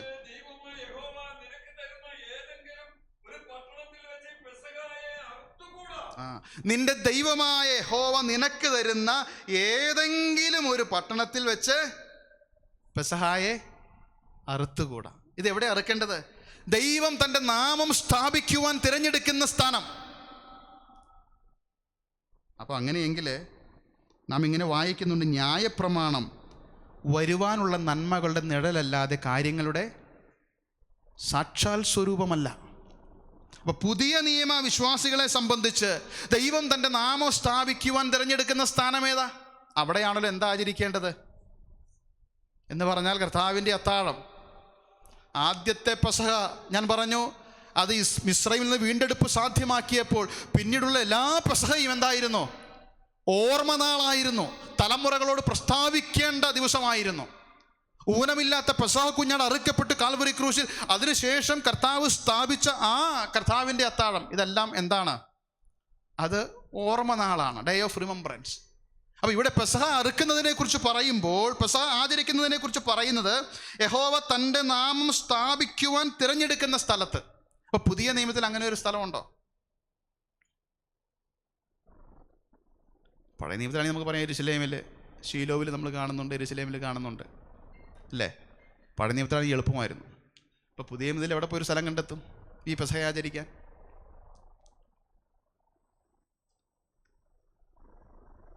എവിടെയാണ് ദൈവം തൻ്റെ നാമം സ്ഥാപിക്കുവാൻ തിരഞ്ഞെടുക്കുന്ന സ്ഥലം ഏതാണ്? പുതിയ നിയമത്തിലേക്ക് വരുമ്പോൾ മത്തായി സുവിശേഷം 18-ാം അധ്യായം 20-ാം വാക്യം, 2-3 പേർ എൻ്റെ നാമത്തിൽ കൂടി വരുന്നിടത്തൊക്കെയും ഞാൻ അവരുടെ നടുവിൽ ഉണ്ട്. ആ വാക്യം അല്പം വിശദമാക്കുവാൻ ആവശ്യമുണ്ട്. 2-3 പേർ. അപ്പം എൻ്റെ നാമം സ്ഥാപിക്കുവാൻ ഞാൻ തിരഞ്ഞെടുക്കുന്ന സ്ഥലത്താണ് പെസഹ പഴയ നിയമ കാലഘട്ടങ്ങളിൽ ആചരിച്ചത്. ഏതെങ്കിലും പട്ടണത്തിൽ വെച്ച് അത് പാടില്ല. എൻ്റെ നാമം സ്ഥാപിക്കുവാൻ ഞാൻ തിരഞ്ഞെടുക്കുന്ന, കാരണം ഈ നാമം ആരുടേതാണ്? നാമം ദൈവത്തിൻ്റെതാണ്. ഈ നാമം സ്ഥാപിക്കുവാൻ ഒരു സ്ഥലം തിരഞ്ഞെടുക്കുന്നത് ദൈവം തന്നെയാണ്. അപ്പോൾ എൻ്റെ നാമം സ്ഥാപിക്കുവാൻ ഞാൻ തിരഞ്ഞെടുക്കുന്ന സ്ഥലത്ത് വേണം പെസഹ ആചരിക്കാൻ. പുതിയ നിയമത്തിലേക്ക് നാം വരുമ്പോൾ നാം ഇങ്ങനെ വായിക്കുന്നു, മത്തായി 18:20, 2-3 പേർ എൻ്റെ നാമത്തിൽ കൂടി വരുന്നിടത്തൊക്കെയും ഞാൻ അവരുടെ നടുവിൽ ഉണ്ട്. അക്ഷരീക പരിഭാഷ വായിച്ചാൽ 2-3 പേർ എൻ്റെ നാമത്തിൽ കൂട്ടി വരത്തപ്പെട്ട് കൂടി വരുന്നിടത്തിൽ, ഗാതേർഡ് ടുഗെദർ. എന്തെൻ്റെ വ്യത്യാസം? 2-3 പേർ എൻ്റെ നാമത്തിൽ കൂട്ടി വരത്തപ്പെട്ട് കൂടി വന്നുകൊണ്ടിരിക്കുന്നിടത്ത്. സാധാരണ പറയേണ്ട 2-3 പേർ എൻ്റെ നാമത്തിൽ എവിടെ കൂടിയാലും. അങ്ങനെയാണോ? എവിടെ കൂടിയാലും നീ എൻ്റെ നാമം സ്ഥാപിക്കുവാൻ ഞാൻ തിരഞ്ഞെടുക്കുന്ന സ്ഥലമുണ്ട്. എവിടെ കൂടിയാലും വരാമെന്ന് പ്രമാണം പറഞ്ഞിട്ടില്ല. അപ്പോൾ അതിൻ്റെ ഉത്തരമാണ് 2-3 പേർ എൻ്റെ നാമത്തിൽ കൂട്ടി വരത്തപ്പെട്ട് കൂടി വന്നുകൊണ്ടേയിരിക്കുന്നിടത്ത്. അപ്പോൾ കൂട്ടി വരത്തപ്പെട്ടെന്ന് പറഞ്ഞാൽ സുവിശേഷ ഘോഷണത്താൽ പരിശുദ്ധാത്മാവ് ക്രിസ്തുവിങ്കലേക്ക് ഒരു കൂട്ടം ആളുകളെ ആകർഷിക്കുന്നു. അങ്ങനെ ആകർഷിക്കപ്പെട്ടവർ, അങ്ങനെ പരിശുദ്ധാത്മാവിനാൽ കൂട്ടി വരത്തപ്പെട്ടവർ അവിടെ ആ പ്രദേശത്ത് കൂടി വന്നുകൊണ്ടേയിരിക്കുന്നു. അതാണ് ഈ കൂട്ടി വരത്തപ്പെട്ട് കൂടി വരിക എന്ന് പറഞ്ഞാൽ. 2-3 പേർ എൻ്റെ നാമത്തിൽ കൂട്ടി വരത്തപ്പെട്ട് കൂടി വന്നുകൊണ്ടേയിരിക്കുന്നിടത്ത്. അപ്പോൾ സുവിശേഷ ഘോഷണത്താൽ പരിശുദ്ധാത്മാവ് ക്രിസ്തുവിങ്കലേക്ക് ആകർഷിച്ച് കൂട്ടിവരുത്തുന്ന ആളുകൾ ആ പ്രദേശത്ത് എന്ത് ചെയ്യണം? കൂടി വന്നുകൊണ്ടേയിരിക്കണം. കർത്താവിൻ്റെ കൽപ്പനകൾ പ്രമാണിക്കുവാനായി, സുവിശേഷത്തിന് സാക്ഷ്യം വഹിക്കുവാനായിട്ട് അവർ അവിടെ കൂടി വന്നുകൊണ്ടേയിരിക്കണം. ഇതിനെയാണ് ലളിതമായ ഭാഷയിൽ പ്രാദേശിക സഭ, തദ്ദേശീയ സഭ, ലോക്കൽ ചർച്ച് എന്നൊക്കെ നമ്മൾ പറയുന്നത്. അപ്പോൾ സുവിശേഷ ഘോഷണത്താൽ വിളിച്ച് പരിശുദ്ധാത്മാവ് കൂട്ടിച്ചേർക്കുകയാണ്.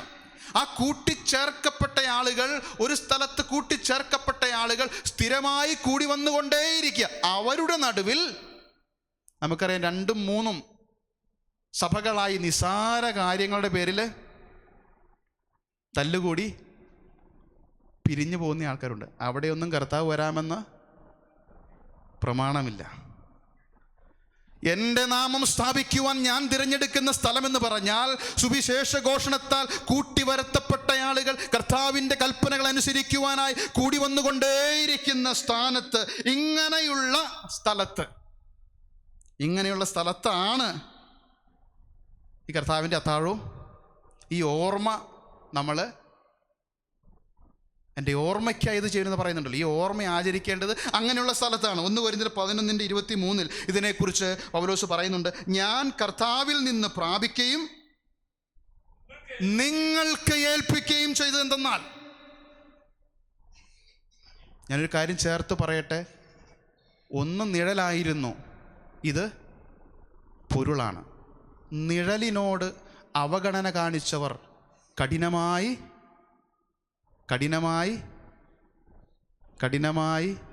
ശിക്ഷയ്ക്ക് വിധേയരായിട്ടുണ്ട്. നിഴലിനോട് അവഗണന കാണിച്ചവർ കഠിനമായി ശിക്ഷിക്കപ്പെട്ടിട്ടുണ്ടെങ്കിൽ, കാര്യങ്ങളുടെ സാക്ഷാൽ സ്വരൂപത്തോട് അവഗണന കാണിക്കുന്നവർ എത്ര കഠിനമേറിയ ശിക്ഷയ്ക്ക്. വചനം കൂടുതൽ പഠിക്കും തോറും തോന്നും ഇത്രയൊന്നും പഠിക്കണ്ടായിരുന്നു. കാരണം ഇത് മനസ്സിലാക്കിയ സ്ഥിതിക്ക് ഇനിയിപ്പോൾ ഇത് അനുസരിക്കാതെ നിവൃത്തിയില്ലല്ലോ. അപ്പോൾ ഇങ്ങനെയുള്ള കൂടി വരുന്നത് വരുള്ളൂ. അതായത് കർത്താവ് കൂട്ടി വരുത്തി കൂടി വന്നുകൊണ്ടേയിരിക്കുന്ന സ്ഥലത്ത്. അപ്പോൾ അതിനെക്കുറിച്ച് പൗലോസ് പറയുന്നത്, ഞാൻ കർത്താവിൽ നിന്ന് പ്രാപിക്കുകയും നിങ്ങൾക്ക് ഏൽപ്പിക്കുകയും. അത് ആരോടാ പറയുന്നത്? ഈ കർത്താവിൻ്റെ അത്താഴം, അതായത് നമ്മുടെ ഈ ഓർമ്മ, കർത്താവിൻ്റെ അത്താഴം, നമ്മുടെ പെസഹാചരണത്തെക്കുറിച്ച് പറയുകയാണ്. നിങ്ങൾക്ക് ഏൽപ്പിക്കും. ആർക്ക് ഏൽപ്പിച്ചു?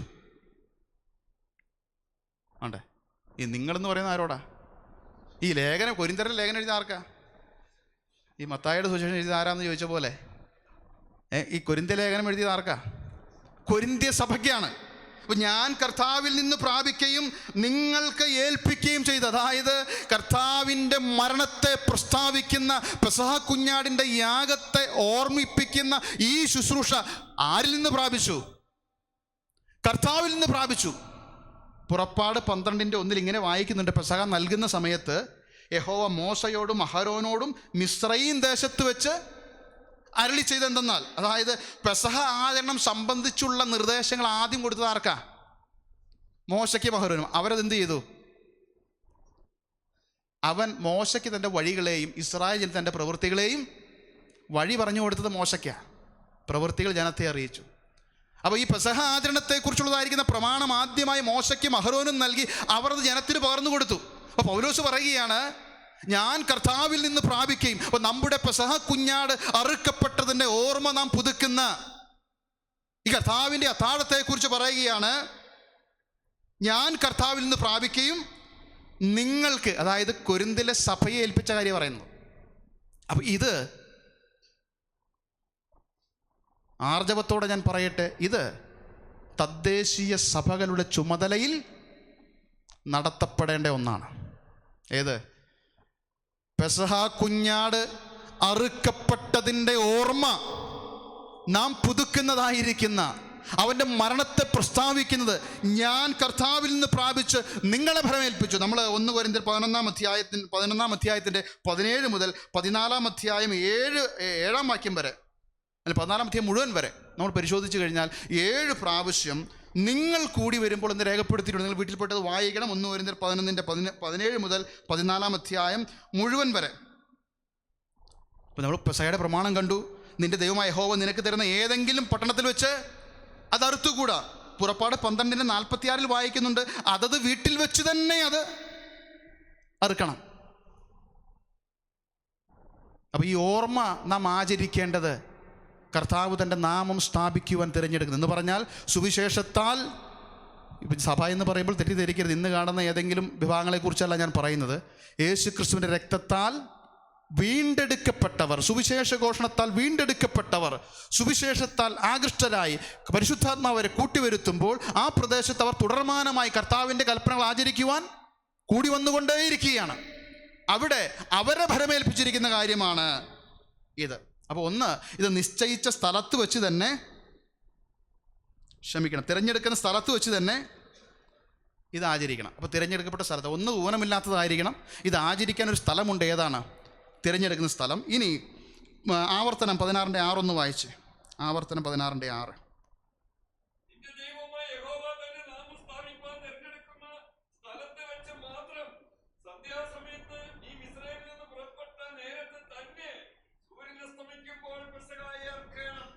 ഒരു അപ്പോയിൻറ്റഡ് ടൈമുണ്ട്, ഇതിന് ഒരു സമയമുണ്ട്. എങ്ങനെയും ആചരിക്കാൻ പാടില്ല. നിന്റെ ദൈവമായ യഹോവ തൻ്റെ നാമം സ്ഥാപിക്കുവാൻ തിരഞ്ഞെടുക്കുന്ന സ്ഥലത്ത് വെച്ച് മാത്രം സന്ധ്യാസമയത്ത് നീ മിസ്രൈമിൽ നിന്ന് പുറപ്പെട്ട നേരത്ത് തന്നെ സൂര്യൻ അസ്തമിക്കുമ്പോൾ ഒരു അപ്പോയിൻറ്റഡ് ടൈം, ഒരു അപ്പോയിൻറ്റഡ് പ്ലേസ് ഉണ്ട് ദൈവം തൻ്റെ നാമം സ്ഥാപിക്കുവാൻ തിരഞ്ഞെടുക്കുന്ന സ്ഥലം. അതുപോലെ തന്നെ അപ്പോയിൻറ്റഡ് ടൈം, ഒരു സമയമുണ്ട് ഇത് ആചരിക്കുവാൻ. ഏതാണ് ഈ പെസഹ ആചരിക്കേണ്ടുന്ന സമയം? സന്ധ്യാസമയത്ത് നീ മിസ്രൈമിൽ നിന്ന് പുറപ്പെട്ട നേരത്ത് തന്നെ സൂര്യൻ അസ്തമിക്കുമ്പോൾ പെസഹയെ അറുക്കണം. അത് സംഖ്യാപുസ്തകം 9:2-3 വാക്യങ്ങൾ വായിച്ചാൽ observe the pass over at its appointed time. സംഖ്യ 9:2-3. ലേവ്യ പുസ്തകം 23:5 ഇങ്ങനെ വായിക്കുന്നു: 1-ാം മാസം 14-ാം തീയതി സന്ധ്യാസമയത്ത് യഹോവയുടെ പെസഹ. പുറപ്പാട് 12:2-6, അതുപോലെ ആവർത്തനം 16:1 അവിടെ എല്ലാം വായിക്കുന്നു ആബീബ് മാസം 14-ാം തീയതി വൈകിട്ട്. അപ്പോൾ ഇത് ആചരിക്കുവാനായിട്ട് ഒരു സമയമുണ്ട്, ഒരു സമയമുണ്ട്. ആചരിക്കേണ്ട സമയമെന്ന് പറയുന്നത് സന്ധ്യാസമയത്ത്, ആബീബ് മാസം 14-ാം തീയതി മിസ്രൈമിൽ നിന്ന് പുറപ്പെട്ട അതേ സമയത്ത്. അങ്ങനെയെങ്കിൽ പെസഹ കുഞ്ഞാട് അറുക്കപ്പെട്ടതിൻ്റെ ഓർമ്മ പുതുക്കുന്ന കർത്താവിൻ്റെ അത്താഴം അത് ആചരിക്കുന്ന ഈ സമയത്താണ്. എന്താണ് അപ്പോസ്തലന്മാരുടെ മാതൃകയും ഉപദേശമൊക്കെ കാണുന്നത്?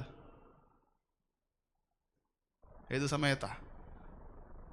അപ്പോസ്തല പ്രവൃത്തികൾ 20-ാം അധ്യായം 7-ാമത്തെ വാക്യം: ആഴ്ചവട്ടത്തിൻ്റെ 1-ാം ദിവസത്തിൽ ഞങ്ങൾ അപ്പം നുറുക്കുവാൻ കൂടി വന്നപ്പോൾ. അപ്പോൾ ഈ 1-ാം ദിവസം കർത്തൃദിനത്തിൽ കൂടി വരുന്നതിൻ്റെ അടിസ്ഥാനപരമായ ഉദ്ദേശം എന്താണെന്ന് അറിയാമോ? എന്താ? അപ്പം നുറുക്കുവാൻ കൂടി വന്നു. 2000 വർഷങ്ങൾക്ക് മുൻപ് ദൈവത്തിൻ്റെ കുഞ്ഞാട്, ഊനമില്ലാത്ത കുഞ്ഞാട്, നമ്മുടെ പെസഹ കുഞ്ഞാട് അറുക്കപ്പെട്ട് സകല ഗോത്രത്തിലും ഭാഷയിലും വംശത്തിലും ജാതിയിലും നിന്നുള്ളവരെ ദൈവത്തിനായി വിലയ്ക്ക് വാങ്ങി അവർ പ്രാദേശികമായി കൂടി വരുന്ന സ്ഥാനങ്ങളിൽ, ദൈവം അവരെ കൂട്ടിവരുത്തുന്ന സ്ഥാനങ്ങളിൽ നിശ്ചയിച്ച സമയമെന്ന് പറയുന്നത് ആഴ്ചവട്ടത്തിൻ്റെ 1-ാം നാൾ. ഇനി ശ്രദ്ധിച്ചോ, ഏതെങ്കിലും ഒരു സഭാ കൂടി വരവിനെ ഒരു ദിവസവുമായിട്ട് ബന്ധിപ്പിച്ചിട്ടുണ്ടെങ്കിൽ അത് ഏത് കൂടി വരവാ? ഏതെങ്കിലും ബൈബിൾ ക്ലാസ് ഇന്ന ദിവസമായിരിക്കണമെന്ന് എവിടെയെങ്കിലും ഉണ്ടോ? പ്രാർത്ഥനാ കൂടിവരവ് ഇന്ന ദിവസമായിരിക്കണമെന്ന് ഉണ്ടോ? സുവിശേഷ യോഗം ഇന്ന ദിവസമായിരിക്കണമെന്നുണ്ടോ? ഏതെങ്കിലും ഒരു സഭാ കൂടിവരവിനെ ഒരു ദിവസവുമായി ബന്ധിപ്പിച്ചിട്ടുണ്ടെങ്കിൽ അത് ആഴ്ചവട്ടത്തിൻ്റെ 1-ാം നാൾ. ആഴ്ചവട്ടത്തിൻ്റെ 1-ാം നാൾ. ആഴ്ചവട്ടത്തിൻ്റെ 1-ാം നാൾ. അപ്പോൾ ഊനമില്ലാത്ത കുഞ്ഞാട് അത് അറുക്കപ്പെട്ടു, അതിൻ്റെ ഓർമ്മ നാം ആചരിക്കുന്നു. നിശ്ചയിക്കപ്പെട്ട സ്ഥലത്ത്, നിശ്ചയിക്കപ്പെട്ട സമയത്ത്, ആഴ്ചവട്ടത്തിൻ്റെ 1-ാം നാൾ. തിങ്കളും ചൊവ്വയും ബുധനും വെള്ളിയൊക്കെ ആചരിക്കുന്ന ആളുകളുണ്ട്. ദൈവത്തിൻ്റെ വചനം അതിനെതിരാണ്. അപ്പോസ്തോലിക മാതൃക അതിന് വിരുദ്ധമാണ്. അത്രയും പറഞ്ഞ ഭാഗ്യം പെടട്ടെ. മൂന്നാമത്തേത്, അടുത്ത 1-ാമത്തേത് ചിന്തിച്ചു, ഊനമില്ലാത്തതായിരിക്കണം. ക്രിസ്തുവിൽ നാം അത് കണ്ടു. 2, നിശ്ചയിച്ച ഒരു സ്ഥലത്ത് വെച്ച് ആചരിക്കണം. 3, നിശ്ചയിച്ച സമയത്തത് ആചരിക്കണം. 4, സംഖ്യാപുസ്തകം 9-ാം അധ്യായം 13-ാം വാക്യം ഒന്ന് വായിച്ച്. സംഖ്യാപുസ്തകം 9:13. സമയം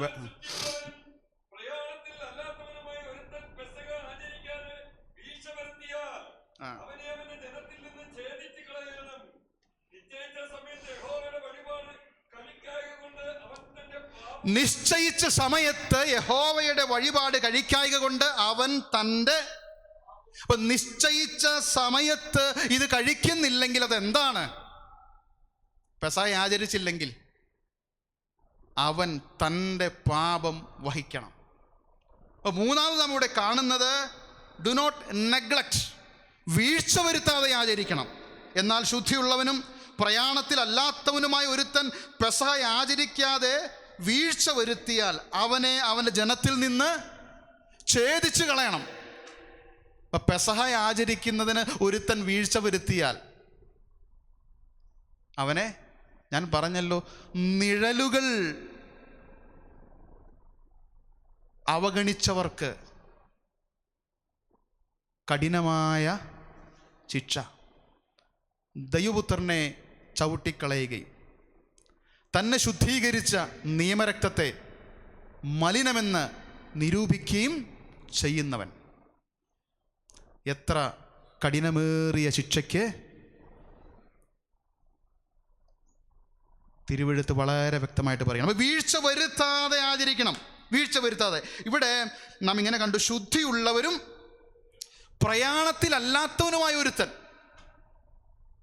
എന്ന് പറഞ്ഞാൽ യാത്ര ചെയ്യുന്ന സമയത്ത് എന്ത് ചെയ്യാൻ പറ്റില്ല.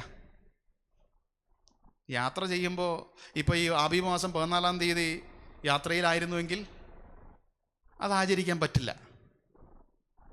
അതുപോലെ തന്നെ ശവത്തിൽ തൊട്ട് അശുദ്ധനായെങ്കിൽ അവനും ആചരിക്കാൻ പറ്റില്ല. അപ്പോൾ ശുദ്ധിയുള്ളവനും പ്രയാണത്തിലല്ലാത്തവനും, അങ്ങനെയുള്ളവർ, ശുദ്ധിയുള്ളവനും പ്രയാണത്തിലല്ലാത്തവർ, അശുദ്ധനാണെങ്കിൽ അവൻ വീഴ്ച വരുത്തുന്നതിൽ അപാകതയില്ല, യാത്രയിലാണെങ്കിൽ വീഴ്ച വരുത്തുന്നതിൽ അപാകതയില്ല. എന്നാൽ ശുദ്ധിയുള്ളവനും പ്രയാണത്തിലല്ലാത്തവനുമായ ഒരുത്തൻ. അപ്പോൾ നമ്മളെന്ത് ചെയ്യണം?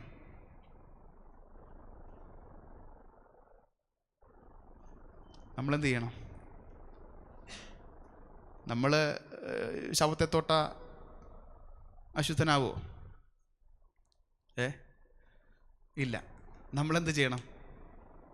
എൻ്റെ പ്രിയപ്പെട്ടവരെ, യേശുക്രിസ്തുവിൻ്റെ രക്തത്താൽ വീണ്ടെടുക്കപ്പെട്ട സകലരും വിശുദ്ധരാണ്.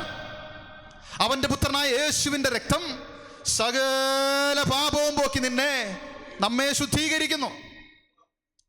ക്രിസ്തുവേശുവിൻ്റെ രക്തത്താൽ, പെസഹ കുഞ്ഞാടിൻ്റെ രക്തത്താൽ പാപങ്ങൾ കഴുകി മാറ്റപ്പെട്ട സകലരും വിശുദ്ധരാണ്. അത് സ്ഥാനീയമാണ്. കാരണം ഈ പെസഹ കുഞ്ഞാടിൻ്റെ രക്തത്താൽ ശുദ്ധീകരിക്കപ്പെട്ട് കഴിഞ്ഞപ്പോൾ എന്നെ, നിങ്ങളെ ലോകത്തിൽ നിന്നെടുത്ത് എവിടെ വെച്ചു? ക്രിസ്തുവിലാക്കി, ക്രിസ്തുവിൽ വെച്ചു. അപ്പോൾ നമ്മുടെ പൊസിഷൻ ഇപ്പോൾ എവിടെയാ? ക്രിസ്തുവിലാണ്. അപ്പോൾ പൊസിഷനലി, സ്ഥാനീയമായി നാം എല്ലാവരും വിശുദ്ധരാണ്, ക്രിസ്തുവിലാണ്. അതുകൊണ്ട് നാം വിശുദ്ധരാണ്. എന്നാൽ പാപം ഇല്ല എന്നൊരുവൻ പറഞ്ഞാൽ അവൻ തന്നെ വഞ്ചിക്കുക, ചതിക്കുക. അപ്പോൾ അതേത് ശുദ്ധി, ഏത് പാപമാണ് അത്? നമ്മുടെ പ്രായോഗിക ജീവിതത്തിൽ എന്ത് സംഭവിക്കാം? സ്ഥാനീയമായി നമ്മെ എല്ലാവരും വിശുദ്ധരാണ്. പത്രോസിൻ്റെ അടുക്കൽ കാല് കഴുകാൻ വന്ന സമയത്ത് എൻ്റെ കാല് നീ കഴുകണ്ടെന്ന് പറഞ്ഞു. അപ്പോൾ കർത്താവ് പറഞ്ഞു, ഇത് കഴുകിയില്ലെങ്കിൽ നിനക്ക് എന്നോട് കൂടെ പങ്കില്ല. ഉടനെ പത്രോസ് പറഞ്ഞു, എന്നാൽ പിന്നെ എൻ്റെ തലയും കൂടി അങ്ങ് കഴുകിക്കോ. അപ്പോൾ കർത്താവ് പറഞ്ഞു, കുളിച്ചിരിക്കുന്നവന് കാലല്ലാതെ കഴുകുവാൻ. കുഞ്ഞാടിൻ്റെ രക്തത്താൽ കുളിച്ച നാം എല്ലാവരും വിശുദ്ധരാണ്. നാം വിശുദ്ധരാണ്, ദൈവമക്കളാണ്, ക്രിസ്തുവിലാണ്. എന്നാൽ ഇടയ്ക്ക് കാല് കഴുകേണ്ട ആവശ്യം വരും. എന്ന് പറഞ്ഞാൽ നമ്മുടെ പ്രായോഗിക ജീവിതത്തിൽ പാപപങ്കിലമായി ലോകത്ത് നാം ചവിട്ടി നടക്കുന്ന സ്ഥാനങ്ങളുണ്ട്, നാം ചിന്തിക്കുന്ന ചിന്തകളുണ്ട്, നമ്മുടെ വായിൽ വരുന്ന വാക്കുകളുണ്ട്. അതെന്തിലേക്ക് നയിക്കും? അശുദ്ധിയിലേക്ക് നയിക്കും. അതിനെ എന്ത് ചെയ്യണം? അതിനെ കഴുകണം. നിങ്ങൾ അടുത്ത ആഴ്ചയിൽ ഈ പുളിപ്പില്ലാത്ത അപ്പത്തിൻ്റെ പെരുന്നാളിനെ കുറിച്ച് പഠിക്കുമ്പോൾ അത് അല്പം കൂടെ വിശദമായിട്ട് ഈ കാര്യം, ഞാൻ ഈ പറഞ്ഞ കാര്യം മനസ്സിലാകും. അതായത് സന്ധ്യാസമയത്ത് പെസഹ ആചരിക്കുന്ന അപ്പോൾ മുതൽ 7 ദിവസം എന്ത് കഴിക്കണമെന്നാ? എന്ത് കഴിക്കണം? പുളിപ്പില്ലാത്ത അപ്പം കഴിക്കണം. പുളിപ്പ് എന്തിനെ കാണിക്കുന്നു? അശുദ്ധിയെ കാണിക്കുന്നു, പാപത്തെ കാണിക്കുന്നു, ദുരുപദേശത്തെ കാണിക്കുന്നു, കപടഭക്തിയെ കാണിക്കുന്നു. എല്ലാം പുതിയ നിയമത്തിൽ വളരെ വ്യക്തമായിട്ട് പറയുന്നുണ്ട്. അപ്പോൾ ആ 7 ദിവസം കഴിഞ്ഞാൽ പിന്നെ എന്താ വരുന്നത്? സഭായോഗം. അപ്പോൾ ചിന്തിച്ചേ, ഈ ആഴ്ചയിൽ ദൈവത്തിൻ്റെ ജനം ഒരുമിച്ച് പ്രാദേശികമായി കൂടി പെസഹ കുഞ്ഞാടിൻ്റെ ഓർമ്മയെ പുതുക്കുന്ന കർത്താവിൻ്റെ അത്താഴം ആചരിച്ച് അടുത്ത 7 ദിവസം എങ്ങനെയായിരിക്കണം? പുളിപ്പില്ലാത്തവരായിരിക്കണം, പുളിപ്പില്ലാത്തവരായിരിക്കണം, അശുദ്ധിയെ വിട്ടകലുന്നവരായിരിക്കണം. Keep ourselves away from all that is evil. അശുദ്ധമായ സകലത്തിൽ നിന്നും നമ്മെ വേർപ്പെടുത്തി നിർത്തണം. മാത്രമല്ല, പാപങ്ങൾ ഏറ്റുപറയുന്നു എങ്കിലോ അത് ക്ഷമിക്കുവാൻ അവൻ വിശ്വസ്തനാണ്, അവൻ നീതിമാനാണ്. അത് പ്രായോഗിക ജീവിതത്തിലെ വിശുദ്ധിയാണ്. അപ്പോൾ വിശുദ്ധനായിരിക്കുന്നവൻ, പ്രയാണത്തിലല്ലാത്തവൻ, അവനിത് കഴിക്കണം. വീഴ്ച വരുത്തിയാൽ അവനെ ഛേദിച്ച് കളയണം. ഒരു വാക്യം വായിക്കുന്നു, 1 കൊരിന്ത്യർ 11:27. അതുകൊണ്ട് അയോഗ്യമായി അപ്പം തിന്നുകയോ കർത്താവിൻ്റെ പാനപാത്രം കുടിക്കുകയോ ചെയ്യുന്നവനെല്ലാം കർത്താവിൻ്റെ ശരീരവും രക്തവും സംബന്ധിച്ച്, അപ്പൊ പെസഹ കുഞ്ഞാടിൻ്റെ ശരീരവും രക്തവും സംബന്ധിച്ച് കുറ്റക്കാരനാകും. എങ്ങനെയാകും? അയോഗ്യമായി, നമ്മെ തന്നെ പാപത്തിൽ നിന്ന് വേർപെടുത്താതെ, ഏറ്റുപറഞ്ഞുപേക്ഷിക്കാത്ത പാവങ്ങളുമായിട്ട് ഈ യാഗത്തെ ഓർമ്മിപ്പിക്കുന്നവൻ്റെ മരണത്തെ പ്രസ്താവിക്കുന്ന ശുശ്രൂഷയിൽ നാം പങ്കെടുക്കുമ്പോൾ, നിശ്ചയിക്കപ്പെട്ട സ്ഥാനത്ത് നിശ്ചയിക്കപ്പെട്ട സമയത്ത് കൂടി വന്ന് ഇത് ആചരിക്കുന്ന സമയത്ത് നമ്മിൽ പാപമുണ്ടെങ്കിൽ കർത്താവിൻ്റെ ശരീരവും രക്തവും സംബന്ധിച്ച് കുറ്റക്കാരനാകും. അടുത്ത വാക്യം, 28-ാമത്തെ വാക്യം ഇങ്ങനെയാണ്: മനുഷ്യൻ തന്നെത്താൻ ശോധന ചെയ്തിട്ട് വേണം ഈ അപ്പം തിന്നുകയും പാനപാത്രത്തിൽ നിന്ന് കുടിക്കുകയും ചെയ്യുവാൻ. അതായത് ഈ ഞായറാഴ്ച ഒരുമിച്ച് കൂടി അറുക്കപ്പെട്ട പെസഹ കുഞ്ഞാടിൻ്റെ ഓർമ്മയിൽ അപ്പം നുറുക്കുകൾ ഭക്ഷിച്ചു. അടുത്തയാഴ്ച നിശ്ചയിക്കപ്പെട്ട സ്ഥാനത്ത് സഭയായി കൂടി വരുന്നത് വരെ എന്തിനുള്ള സമയമുണ്ട്? ഇതൊന്ന് പരിശോധിക്കാൻ, പുളിപ്പ് കടന്നുകൂടിയിട്ടുണ്ടോ എന്ന് പരിശോധിക്കുവാനുള്ളതായിരിക്കുന്ന സമയമുണ്ട്. ചിലർ എന്തെങ്കിലും ഗുരുമാല ഒപ്പിച്ചിട്ടാണ് വന്നിരിക്കുന്നതെങ്കിലുണ്ടല്ലോ, ആ ഞായറാഴ്ച ഇതിൽ നിന്ന് ഭക്ഷിക്കാതെ മാറിയിരിക്കും. അത് വീഴ്ച വരുത്തല. അങ്ങനെ മാറിയിരിക്കാനായിട്ട് 7 ദിവസം പുളിപ്പില്ലാത്ത അപ്പത്തിൻ്റെ ഉത്സവം ആചരിക്കുകയാണ്. അപ്പൊ പെസഹ ഭക്ഷിച്ചതായിരിക്കുന്ന അന്ന് മുതൽ അടുത്ത 7 ദിവസവും അശുദ്ധി തൊടാതെ, പാപം തൊടാതെ, പാപത്തിൽ നിന്ന് നമ്മെ വേർപെടുത്തി, പാപം സംഭവിച്ചു പോകുമ്പോൾ ദൈവമുമ്പാകെ ഏറ്റുപറഞ്ഞ് നിരപ്പ് പ്രാപിച്ച് തന്നെത്താൻ ശോധന ചെയ്തിട്ട് ഭക്ഷിക്കാനാണ് പറഞ്ഞിരിക്കുന്നത്. എപ്പോഴാണ് ഈ ശോധന ചെയ്യേണ്ടത്? മത്തായി 5:21-24 ഇങ്ങനെ വായിക്കുന്നു: ആകയാൽ നിന്റെ വഴിപാട് യാഗപീഠത്തിങ്കൽ കൊണ്ടുവരുമ്പോൾ സഹോദരന് നിന്റെ നേരെ വല്ലതുമുണ്ടെന്ന് അവിടെ വെച്ച് ഓർമ്മ വന്നാൽ അവിടെ യാഗപീഠത്തിൻ്റെ മുമ്പിൽ വെച്ചേച്ച് ഒന്നാമത് ചെന്ന് സഹോദരനോട് നിരന്നുകൊള്ളുക, പിന്നെ വന്ന് യാഗം കഴിക്കുക. എൻ്റെ പ്രിയപ്പെട്ടവരെ, പെസഹ കുഞ്ഞാടിൻ്റെ അറുക്കപ്പെട്ട ഓർമ്മയിൽ, ക്രിസ്തു അറുക്കപ്പെട്ടതിൻ്റെ ഓർമ്മയിൽ ഞായറാഴ്ച നാം ഇത് ഭക്ഷിച്ചിട്ട് തിങ്കൾ മുതൽ ശനി വരെ ലോകത്തിൽ നാം ജീവിക്കുമ്പോൾ പുളിപ്പില്ലായ്മ ആചരിക്കണം. അശുദ്ധി നമ്മെ സ്പർശിക്കാതെ വിശുദ്ധിയോടുകൂടെ പിന്നെ അടുത്ത സഭായോഗത്തിന് കടന്നു വരുമ്പോൾ അവിടെ വീണ്ടും അറുക്കപ്പെട്ട കുഞ്ഞാടിൻ്റെ ആ രക്തത്തിൻ്റെ ഓർമ്മയ്ക്കായിട്ട്, അവൻ്റെ ശരീരത്തിൻ്റെ ഓർമ്മയ്ക്കായിട്ട് ഇതിൽ ഭാഗവാക്കൾ. അങ്ങനെയാണ് ക്രിസ്തീയ ജീവിതം. അല്ലാതെ ഈ പെസഹ ആചരിക്കുവാനായിട്ട് പുതിയ നിയമ വിശ്വാസിക്ക് ചിലർ ചോദിക്കാറുണ്ട്, സഹോദര, ഈ പെസഹ വ്യാഴാഴ്ച അപ്പം ഉണ്ടാക്കുന്നതിന്, അപ്പം ഉണ്ടാക്കി കഴിക്കുന്നതിന് ഏത് പെസഹ അപ്പം?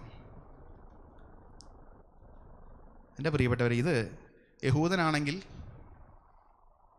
ശരിയാ, നമുക്കിത് ആചരിക്കാം. പെസഹ അപ്പം തിന്നാൻ ഇഷ്ടമാണെങ്കിൽ പെസഹ ഉണ്ടാക്കി കഴിച്ചത് പെസഹ വ്യാഴാഴ്ച ഉണ്ടാക്കണ്ട, ബുധനാഴ്ച ഉണ്ടാക്കാമല്ലോ, അല്ലെങ്കിൽ വെള്ളിയാഴ്ച ഉണ്ടാക്കാമല്ലോ. അന്ന് തന്നെ കഴിക്കുമ്പോഴാണ്, അന്ന് തന്നെ ഉണ്ടാക്കുമ്പോൾ അതിന് പ്രത്യേക ലക്ഷ്യമുണ്ട്, പ്രത്യേക ഉദ്ദേശമുണ്ട്.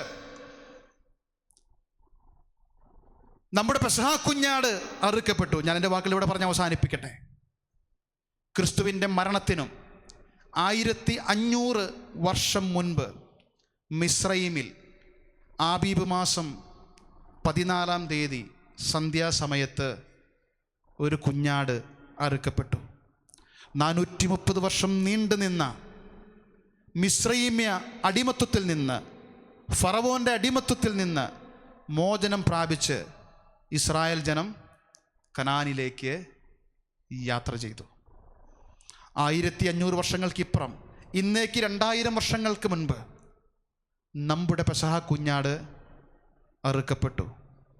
അവൻ അറുക്കപ്പെട്ട് അവൻ്റെ രക്തം കൊണ്ട് സകല ഗോത്രത്തിലും ഭാഷയിലും വംശത്തിലും ജാതിയിലും നിന്നുള്ളവരെ ദൈവത്തിന് വേണ്ടി വിലയ്ക്ക് വാങ്ങി. ആ വിലയ്ക്ക് വാങ്ങപ്പെട്ടവരാണ് നാം. ആട്ടിൻകുട്ടി ഊനമില്ലാത്തതായിരിക്കണമെന്ന് തിരുവെഴുത്ത് പറയുന്നത് പോലെ തിരുവെഴുത്തുടനീളം നമ്മുടെ പെസഹ കുഞ്ഞാടിൻ്റെ പാപരാഹിത്യത്തെ സാക്ഷ്യപ്പെടുത്തുന്നു. ഇവൻ എൻ്റെ പ്രിയപുത്രൻ, ഇവനിൽ ഞാൻ പ്രസാദിച്ചിരിക്കുന്നു എന്ന് സ്വർഗം പ്രഖ്യാപിച്ചു. തുടർന്ന് 40 ദിവസം പിശാചിനാൽ പരീക്ഷിക്കപ്പെട്ടു. പരിശോധനയിൽ അവൻ ജയിച്ചു. പീലാത്തോസിനാൽ പരിശോധിക്കപ്പെട്ടു, പീലാത്തോസിൻ്റെ ഭാര്യയാൽ പരിശോധിക്കപ്പെട്ടു, ഹെരോദാവിനാൽ പരിശോധിക്കപ്പെട്ടു, യൂദയാൽ, ദുഷ്പ്രവൃത്തിക്കാരനാൽ, പത്രോസിനാൽ, പൗലോസിനാൽ, യോഹന്നാനാൽ പരിശോധിക്കപ്പെട്ടു. അവൻ പാപം ചെയ്തിട്ടില്ല. അവൻ്റെ വായിൽ വഞ്ചനയൊന്നും ഉണ്ടായിരുന്നില്ല. അതുകൊണ്ടാണ് ക്രിസ്തു ചോദിച്ചത്, നിങ്ങളിൽ ആരെന്നെ പാപത്തെക്കുറിച്ച് ബോധം വരുത്തും. 2000 വർഷങ്ങൾക്ക് മുൻപ് ഒരു ആബീബ് മാസം 14-ാം തീയതി സന്ധ്യാസമയത്ത് ക്രിസ്തു പെസഹ കുഞ്ഞാട് ക്രൂശിൽ യാഗമായി തീർന്നു. ആ മരണത്തിന് മുൻപായിട്ട് തൻ്റെ മരണത്തെ ഓർമ്മിപ്പിക്കുന്ന കർത്താവിൻ്റെ അത്താഴം എന്ന ഒരു വലിയ യാഥാർത്ഥ്യം അവൻ സ്ഥാപിച്ചു. എന്നിട്ട് പറഞ്ഞു, ഞാൻ വരുവോളം എൻ്റെ ഓർമ്മയ്ക്കായി ഇത് ചെയ്യുവിൻ. നിശ്ചയിക്കപ്പെട്ട സ്ഥാനത്ത്, അതായത് സുവിശേഷത്താൽ കൂട്ടിവരുത്തപ്പെട്ടവർ കർത്താവിൻ്റെ കൽപ്പനകൾ അനുസരിക്കുവാനായി കൂടി വന്നുകൊണ്ടേയിരിക്കുന്നിടത്ത് നിശ്ചയിക്കപ്പെട്ട സമയത്ത് ആഴ്ചവട്ടത്തിൻ്റെ 1-ാം നാൾ വീഴ്ച വരുത്താതെ ഇതാചരിച്ചുകൊണ്ട് അക്കരെ നാട്ടിലേക്കുള്ള യാത്രയിലാണ്. വളരെ ലളിതമാണ് ഞാൻ പറഞ്ഞ യാഥാർത്ഥ്യങ്ങൾ. അക്കരെ നാട്ടിലേക്കുള്ള യാത്രയിലാണ്. ഈ യാത്രയിലുടനീളം നമുക്ക് പാടാവുന്നൊരു പാട്ടുണ്ട്, ചേർന്ന് പാടാം. ഫറവോന് ഞാനിനി അടിമയല്ല, പരമസിയോനിൽ ഞാൻ അന്യനല്ല.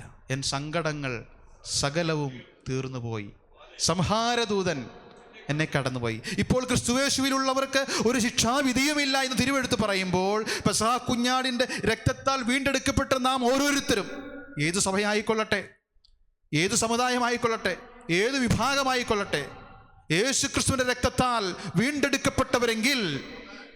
വീണ്ടെടുക്കപ്പെട്ടവരെങ്കിൽ നിങ്ങൾ ശുദ്ധിയുള്ളവരാണ്, നാം ശുദ്ധിയുള്ളവരാണ്. എന്നാൽ പ്രായോഗിക ജീവിതത്തിലുടനീളം പുളിപ്പില്ലാത്ത അപ്പത്തിൻ്റെ പെരുന്നാൾ, ആ ഉത്സവം ആചരിച്ചുകൊണ്ട് നമുക്ക് പാടാം. എൻ സങ്കടങ്ങൾ സകലവും തീർന്നു പോയി, സംഹാരദൂതൻ എന്നെ കടന്നു പോയി. എൻ സങ്കടങ്ങൾ സകലവും തീർന്നു പോയി, സംഹാരദൂതൻ എന്നെ കടന്നു പോയി. കുഞ്ഞാടിൻ്റെ വിലയേറിയ നീളത്തിൽ, കുഞ്ഞാടിൻ്റെ വിലയേറിയ നീളത്തിൽ മറഞ്ഞു ഞാൻ രക്ഷിക്കപ്പെട്ട ക്ഷണത്തിൽ, മറഞ്ഞു ഞാൻ രക്ഷിക്കപ്പെട്ട ക്ഷണത്തിൽ. എൻ സങ്കടങ്ങൾ സകലവും തീർന്നു പോയി, സംഹാരദൂതൻ എന്നെ കടന്നു പോയി, സംഹാരദൂതൻ എന്നെ കടന്നു പോയി.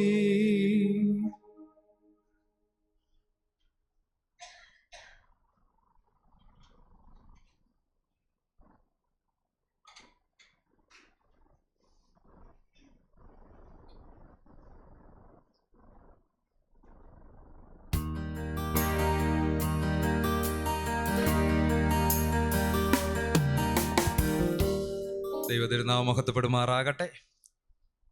ഇന്നു രാത്രികാലം ദൈവത്തിൻ്റെ പരിശുദ്ധാത്മാവ് നമ്മുടെ ഹൃദയത്തിൻ്റെ ഉള്ളിൽ കോറിയിട്ട ആത്മീക യാഥാർത്ഥ്യങ്ങൾക്കായി ദൈവത്തിന് സ്തോത്രം ചെയ്യുകയാണ്. വളരെ പ്രാർത്ഥനയോടെ, വളരെ താല്പര്യത്തോടെ ദൈവസന്നിധിയിൽ ദൈവവചനം കേൾപ്പാനായിട്ട് ഒരുമിച്ച് കടന്നു വരുവാൻ ദൈവം നമ്മെ സഹായിച്ചു. ദൈവം നടത്തിയ വഴികളെ വളരെ നന്ദിയോടെ ഓർക്കുകയാണ്. ദൈവമക്കളെ, ഇതൊരു ബൈബിൾ സ്റ്റഡിയാണ്. നമ്മൾ ഒരുമിച്ച് ദൈവവചനം പഠിക്കുന്ന ഒരു സെഷനാണ്. ഒത്തിരി പേര് നോട്ട് ചെയ്ത് ഒരുപാട് സന്തോഷത്തോടെ ആയിരിക്കുന്നു. നമ്മുടെ ബുക്കിൽ നോട്ട് ചെയ്യുന്നതോടൊപ്പം തന്നെ നമ്മുടെ ഹൃദയത്തിൻ്റെ ഭിത്തിയിൽ ഇത് വളരെ ആഴത്തിൽ പതിയുന്ന അനുഭവങ്ങളായി മാറണം. നിശ്ചയമായിട്ടും നമ്മൾ അങ്ങനെയാണ് വളർച്ചയിലേക്ക് നീങ്ങുന്നത്. ദൈവത്തിൻ്റെ പരിശുദ്ധാത്മാവാണ് ദൈവം നമ്മെ വഴി നടത്തുന്നത്. അതുകൊണ്ട് വളരെ വ്യക്തമായി ദൈവവചനത്തിൽ നിന്നുകൊണ്ട് പ്രിയപ്പെട്ട കർത്താവിൻ്റെ ദാസനിലൂടെ ഇന്ന് ദൈവവചനം നമുക്ക് കേൾക്കുവാനായിട്ട് ഇടവന്നു. ദൈവമക്കളെ, നമ്മളത് പരിശോധന ചെയ്യണം. ഒരു വ്യക്തി പറയുമ്പോൾ അതങ്ങനെ തന്നെ കേട്ടുപോകാനല്ല. അതിനാണ് നമ്മളിതൊക്കെ നോട്ട് ചെയ്യുന്നത്. നമുക്കത് നന്നായി പരിശോധിക്കുവാൻ, നമുക്കത് വളരെ ആഴത്തിൽ മനസ്സിലാക്കുവാൻ തക്കവണ്ണം ദൈവത്തിൻ്റെ പരിശുദ്ധാത്മാവ് നമ്മെ സഹായിക്കട്ടെ.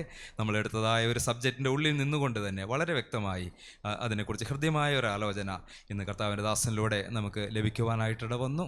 പ്രത്യേകിച്ച് പ്രിയപ്പെട്ട ബെൻസൺ സാറിനെ ഓർത്ത് ദൈവത്തിന് മഹത്വം കരയറ്റിയാണ്. വിവിധ ബൈബിൾ കോളേജുകളിൽ വിവിധ സ്ഥലങ്ങളിൽ ദൈവവചന പഠനവും അതുപോലെ കൺവെൻഷൻ പ്രസംഗകൻ ഉൾപ്പെടെ ഒത്തിരി മേഖലകളിൽ ദൈവം ഉപയോഗിക്കുന്ന അനുഗ്രഹിക്കപ്പെട്ട ദൈവദാസനാണ്. നമ്മുടെ അടുത്ത് തന്നെയാണ്. കർത്താവിൻ്റെ ദാസനെ എപ്പോൾ വിളിച്ചാലും ചെറിയ കൂട്ടോ വലിയ കൂട്ടോ ഒന്നും നോക്കാതെ നമ്മുടെ നടുവിൽ കടന്നു വരുന്നു. പ്രത്യേകിച്ച് ഇന്ന് കടന്നു വന്നതിൽ ഏറ്റവും അനുഗ്രഹിക്കപ്പെട്ട ശുശ്രൂഷ തന്നതിൽ ഞങ്ങൾക്ക് ഒത്തിരി സന്തോഷമുണ്ട്. ദൈവദാസന് വേണ്ടി, ശുശ്രൂഷകൾക്ക് വേണ്ടി നമുക്ക് തുടർന്നും പ്രാർത്ഥിക്കാം. ദൈവം നമ്മെ ധാരാളമായി അനുഗ്രഹിക്കട്ടെ. ദൈവത്തിന് സ്തോത്രം. ദൈവമക്കളെ, 7 ആഴ്ചയിലാണല്ലോ നമ്മുടെ ഈ സീരീസ് നടക്കുന്നത്. അടുത്ത ചൊവ്വാഴ്ച കർത്താവിനാൽ അനുഗ്രഹിക്കപ്പെട്ട നമുക്കിവിടെ പല സബ്ജക്റ്റ് നമ്മുടെ ഈ സെഷനിൽ ബൈബിൾ ക്ലാസ് എടുത്തിട്ടുള്ള അനുഗ്രഹിക്കപ്പെട്ടതായ ദൈവദാസൻ പ്രിയപ്പെട്ട ബേസിൽ ജോർജാണ് അടുത്ത ചൊവ്വാഴ്ച ദൈവത്തിൻ്റെ വചനം പഠിപ്പിക്കാനായിട്ട് നമ്മുടെ നടുവിൽ കടന്നു വരുന്നത്.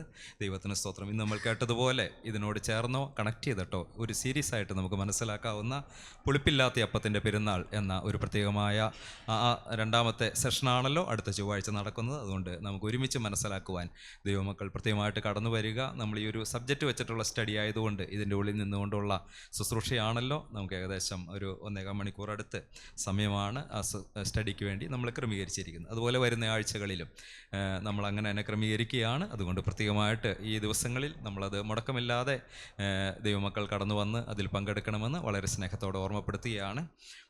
വരുന്ന ആഴ്ച ഈ നെക്സ്റ്റ് ട്യൂസ്ഡേ കഴിഞ്ഞിട്ടുള്ള ചൊവ്വാഴ്ച, അതായത് ജൂലൈ മാസം 16-ാം തീയതിയാണ്. അന്നൊരു അവധി ദിവസമാണ്. അന്ന് മുഹറം അവധി ദിവസമാണ്. അന്നത്തെ ദിവസം പകലും രാത്രിയിലും നമ്മൾ ശുശ്രൂഷ ക്രമീകരിച്ചിട്ടുണ്ട്. അന്ന് പകൽ നമ്മൾ പ്രത്യേകമായിട്ട് ഉൽപ്പത്തി പുസ്തകം ഒരു പഠനമാണ് നമ്മൾ ക്രമീകരിച്ചിരിക്കുന്നത്. ദൈവമക്കൾ വളരെ അത്യാവശ്യമായി മനസ്സിലാക്കിയിരിക്കേണ്ട വളരെ ആഴമേറിയ മർമ്മങ്ങൾ അടങ്ങിയ ഒരു പുസ്തകമാണല്ലോ ഉൽപ്പത്തി പുസ്തകം. നമ്മൾ ഈ ദൈവവചനത്തെക്കുറിച്ച് കൂടുതലായി മനസ്സിലാക്കുന്നത് നമ്മുടെ ആത്മീയ ജീവിതത്തിൻ്റെ വളർച്ചയ്ക്ക് കാരണമാണ്. അതുകൊണ്ട് അന്ന് പകലത്തെ ശുശ്രൂഷയും അന്ന് രാത്രിയിലെ ശുശ്രൂഷയും അതിന് നേതൃത്വം നൽകുന്നത് ബ്രദർ ജോർജ് ഫിലിപ്പാണ്. നമുക്കറിയാം നമ്മുടെ കൺവെൻഷനിൽ ഉൾപ്പെടെ ഒത്തിരി ബൈബിൾ സ്റ്റഡി നമ്മുടെ ഇവിടെ എടുത്തിട്ടുള്ള അനുഗ്രഹിക്കപ്പെട്ട ദൈവദാസനാണ്. അന്ന് ജൂലൈ 16-ാം തീയതി പകൽ 10 മണി മുതൽ 1 മണി വരെ അതിൻ്റെ ഇടയിലുള്ള 2.5 മണിക്കൂർ സെഷൻ ഉൽപ്പത്തി പുസ്തകത്തെക്കുറിച്ചുള്ള പഠനമാണ്. അതൊരു സ്പെഷ്യൽ നോട്ടുമായിട്ടാണ് ക്രമീകരിച്ചിരിക്കുന്നത്. അതുകൊണ്ട് വരാൻ ആഗ്രഹിക്കുന്നവർ ആ കാര്യം അറിയിക്കുക. സാധിക്കുന്നവരെല്ലാം കടന്നു വരിക. അന്ന് വൈകിട്ട് നമ്മളിതിൻ്റെ 3-ാമത്തെ സീരീസ് ആദ്യഫല പെരുന്നാൾ എന്ന പ്രത്യേകമായ സെഷനും ജോർജ് ഫിലിപ്പ് സാറായിരിക്കും എടുക്കുന്നത്. തുടർന്നുള്ള ദിവസങ്ങളിലെ കാര്യങ്ങൾ ഓരോ തവണയും ഓർമ്മപ്പെടുത്തിയല്ലോ. പ്രിയപ്പെട്ട ജി ചേർണീൻ്റെ നടുവിലുണ്ട്. ജി ചേർണാണ് അതിൻ്റെ 5-ാമത്തെ സെഷൻ എടുക്കുന്നത്. കാഹളധ്വനി പെരുന്നാൾ എടുക്കുന്നത് പ്രിയപ്പെട്ട ജി ചേർണാണ്. അതുപോലെ 4th ഉമ്മൻ ജോൺ സാറാണ് പെന്തക്കോസ്ത് പെരുന്നാളിനെ കുറിച്ച്. പാപപരിഹാര പെരുന്നാൾ ബ്രദർ തങ്കച്ചൻ തോമസ് ആണ്. കൂടാര പെരുന്നാൾ ബ്രദർ ബേസിൽ വർഗീസാണ്. നോട്ടീസ് നിങ്ങളുടെ കയ്യിലോ കെട്ടിക്കാണും. ഒരുമിച്ച് കടന്നു വരിക. ദൈവം നമ്മെ ധാരാളമായി അനുഗ്രഹിക്കട്ടെ. അതുപോലെ ദിവസങ്ങളിൽ നടക്കുന്ന ശുശ്രൂഷകളെ ഓർത്ത് ദൈവമക്കൾ പ്രത്യേകമായിട്ട് പ്രാർത്ഥിക്കണം. ആഗസ്റ്റ് മാസം 15, 16, 17 തീയതികളിൽ വെച്ച് ഈ ഹോളിൽ വെച്ച് 15, 16, 17 തീയതികളിൽ ബ്രദർ ജോർജ് എറിയാൻ മിഷൻസ് ഇന്ത്യയിലെ പ്രിയപ്പെട്ട ജോർജ് എറിയാൻ സാറ് 3 ദിവസത്തെ ബൈബിൾ സ്റ്റഡി ഇവിടെ വെച്ച് ക്രമീകരിച്ചിട്ടുണ്ട്. ദൈവമക്കൾ ഡേറ്റൊക്കെ മുൻകൂട്ടി പറയുന്നത് ഒന്ന് ഒരുങ്ങി റെഡിയാകാൻ വേണ്ടിയാണ്. അതുകൊണ്ട് ദൈവമക്കൾ അതിനുവേണ്ടി ഒരുങ്ങണമെന്ന് ഓർമ്മപ്പെടുത്തുകയാണ്. ദൈവം നമ്മെ ധാരാളമായി അനുഗ്രഹിക്കട്ടെ. വെള്ളിയാഴ്ച പകൽ മീറ്റിംഗ് നമ്മുടെ താഴത്തെ ഹോളിൽ വെച്ച് നടക്കുന്നു. വളരെ അനുഗ്രഹിക്കപ്പെട്ട രീതിയിൽ ആ ശുശ്രൂഷ നടക്കുന്നു. ഇപ്പോൾ നമ്മൾ പഠിച്ചുകൊണ്ടിരിക്കുന്നത് യോഹന്നാൻ്റെ സുവിശേഷമാണ്. ഒരാഴ്ചയിൽ ഒരു അധ്യായം നമ്മൾ പഠിക്കുന്നു. വരുന്നവർക്കെല്ലാം കൊച്ചു കൊച്ചു ആശയങ്ങൾ ഷെയർ ചെയ്യാം. ഒരുമിച്ച് അത് കൺക്ലൂഡ് ചെയ്ത് അതിൻ്റെ സെഷനാണ്. നമ്മളങ്ങനെ വചനം പഠിച്ച് പോകുന്ന ഒരു സെഷനാണ്. 1/2 മണിക്കൂർ പ്രൈസ് ആൻഡ് വർഷിപ്പിന് പാടി ആരാധിക്കാൻ, 1/2 മണിക്കൂർ നമ്മൾ വിഷയങ്ങൾക്ക് വേണ്ടി പ്രാർത്ഥിക്കാൻ, ബാക്കിയുള്ള സമയം ബൈബിൾ സ്റ്റഡിക്കാണ് വെള്ളിയാഴ്ച എടുക്കുന്നത്.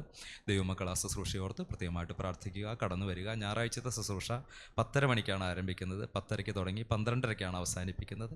അതിലും നമുക്ക് ഒരുമിച്ച് ദൈവത്തെ ആരാധിപ്പാനും ദൈവവചനത്തിനുള്ള സ്ലോട്ട് ക്രമീകരിച്ചിട്ടുണ്ട്. അതെല്ലാം ദൈവമക്കൾ പ്രയോജനപ്പെടുത്തുവാൻ നമുക്ക് ഒരുമിച്ച് ആത്മീയമായി വളരുവാനും മുന്നോട്ട് പോകുവാനും ദൈവം നമ്മെ സഹായിക്കട്ടെ. നമ്മുടെ മിഷൻ പ്രവർത്തനങ്ങളും വളരെ അനുഗ്രഹമായിട്ട് നടക്കുന്നു. ഒരു കാര്യം ദൈവമക്കളുടെ അറിവിലേക്കായിട്ട് പ്രത്യേകമായിട്ട് അറിയിക്കാൻ പറഞ്ഞിരിക്കുന്നത്, നമുക്കിവിടെ ക്ലാസ് എടുക്കാനൊക്കെ വന്നിരിക്കുന്ന പ്രിയപ്പെട്ട PM എബ്രാസ് സാർ എഴുതിയതായ 2 ബുക്കുകളുടെ പ്രകാശനം ഈ ഞായറാഴ്ച പെരുമ്പാവൂർ ബ്രദറൻ അസംബ്ലിയിൽ വെച്ച് നടക്കുകയാണ്. ഞായറാഴ്ച 4 മണിക്കാണ് ആ ശുശ്രൂഷ ക്രമീകരിച്ചിരിക്കുന്നത്. നമ്മളെല്ലാവരെയും പ്രത്യേകമായിട്ട് ക്ഷണിച്ചിട്ടുണ്ട്.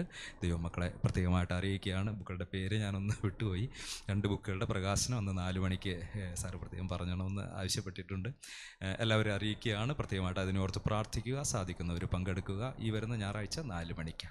ദൈവം എല്ലാവരെയും സമൃദ്ധിയായിട്ട് അനുഗ്രഹിക്കട്ടെ. മറ്റൊന്നും ഇപ്പോൾ ഓർമ്മപ്പെടുത്താനായിട്ടില്ല. അത് സ്ഥലങ്ങളിൽ നമുക്ക് എഴുന്നേറ്റ് നിൽക്കാം, പ്രാർത്ഥിച്ച് മീറ്റിംഗ് അവസാനിപ്പിക്കാം. കടന്നു വന്ന എല്ലാവരോടും വളരെ ഹൃദ്യമായി നന്ദി രേഖപ്പെടുത്തുകയാണ്. പ്രിയപ്പെട്ടവർ പലരും കടന്നു വന്നിട്ടുണ്ട്. ഓൺലൈനായിട്ട് പങ്കെടുത്തവരും കടന്നു വന്നവരോട് എല്ലാവരോടുമുള്ള വളരെ പ്രത്യേകമായ നന്ദി വാക്കുകളിൽ അറിയിക്കുന്നു. ദൈവം അനുഗ്രഹിക്കട്ടെ.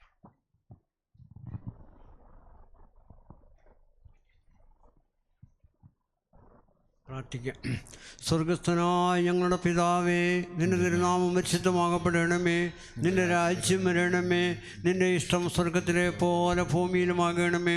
ഞങ്ങൾക്ക് ആവശ്യമായിരിക്കുന്ന ആഹാരം തരണമേ. ഞങ്ങളുടെ കടക്കാരോട് ഞങ്ങൾ ക്ഷമിച്ചിരിക്കുന്നത് പോലെ ഞങ്ങളുടെ കടങ്ങളെ ഞങ്ങളോട് ക്ഷമിക്കണമേ. പരീക്ഷയിലേക്ക് ഞങ്ങളെ പ്രവേശിപ്പിക്കരുത്, പിന്നെയോ ദുഷ്ടനെ ഞങ്ങൾ രക്ഷിച്ചുകൊള്ളണമേ. എന്തുകൊണ്ടെന്നാൽ രാജ്യവും ശക്തിയും മഹത്വവും എന്നേക്ക് നിനക്കുള്ളതാകുന്നു. ആമീൻ. പിതാവായ ദൈവത്തിൻ്റെ സ്നേഹവും ഏകജാതനായ പുത്രൻ്റെ കൃപയും പരിശുദ്ധാത്മാവിൻ്റെ സംബന്ധവും സഹവാസവും കർത്താവേ, അടിയങ്ങളോർത്ത് പ്രാർത്ഥിച്ച എല്ലാ വിഷയങ്ങളോടുകൂടെ ദൈവമേ അങ്ങേ മക്കളോടുകൂടെ ദേശത്തോടുകൂടെ നടന്നു വരുന്ന കർത്താവിൻ്റെ ശുശ്രൂഷകളോടുകൂടെ കേട്ട വചനങ്ങളോടുകൂടെ എല്ലാ നാളും എന്നേക്കും ഉണ്ടായിരിക്കണമേ. നമ്മുടെ കർത്താവായ യേശു ക്രിസ്തു മുഖാന്തരം നമുക്ക് ജയം നൽകുന്ന ദൈവത്തിന് സ്തോത്രം. ഹല്ലേലൂയ, ഹല്ലേലൂയ, ഹല്ലേലൂയ. ആമീൻ. കർത്താവായ യേശുവേ വരേണമേ.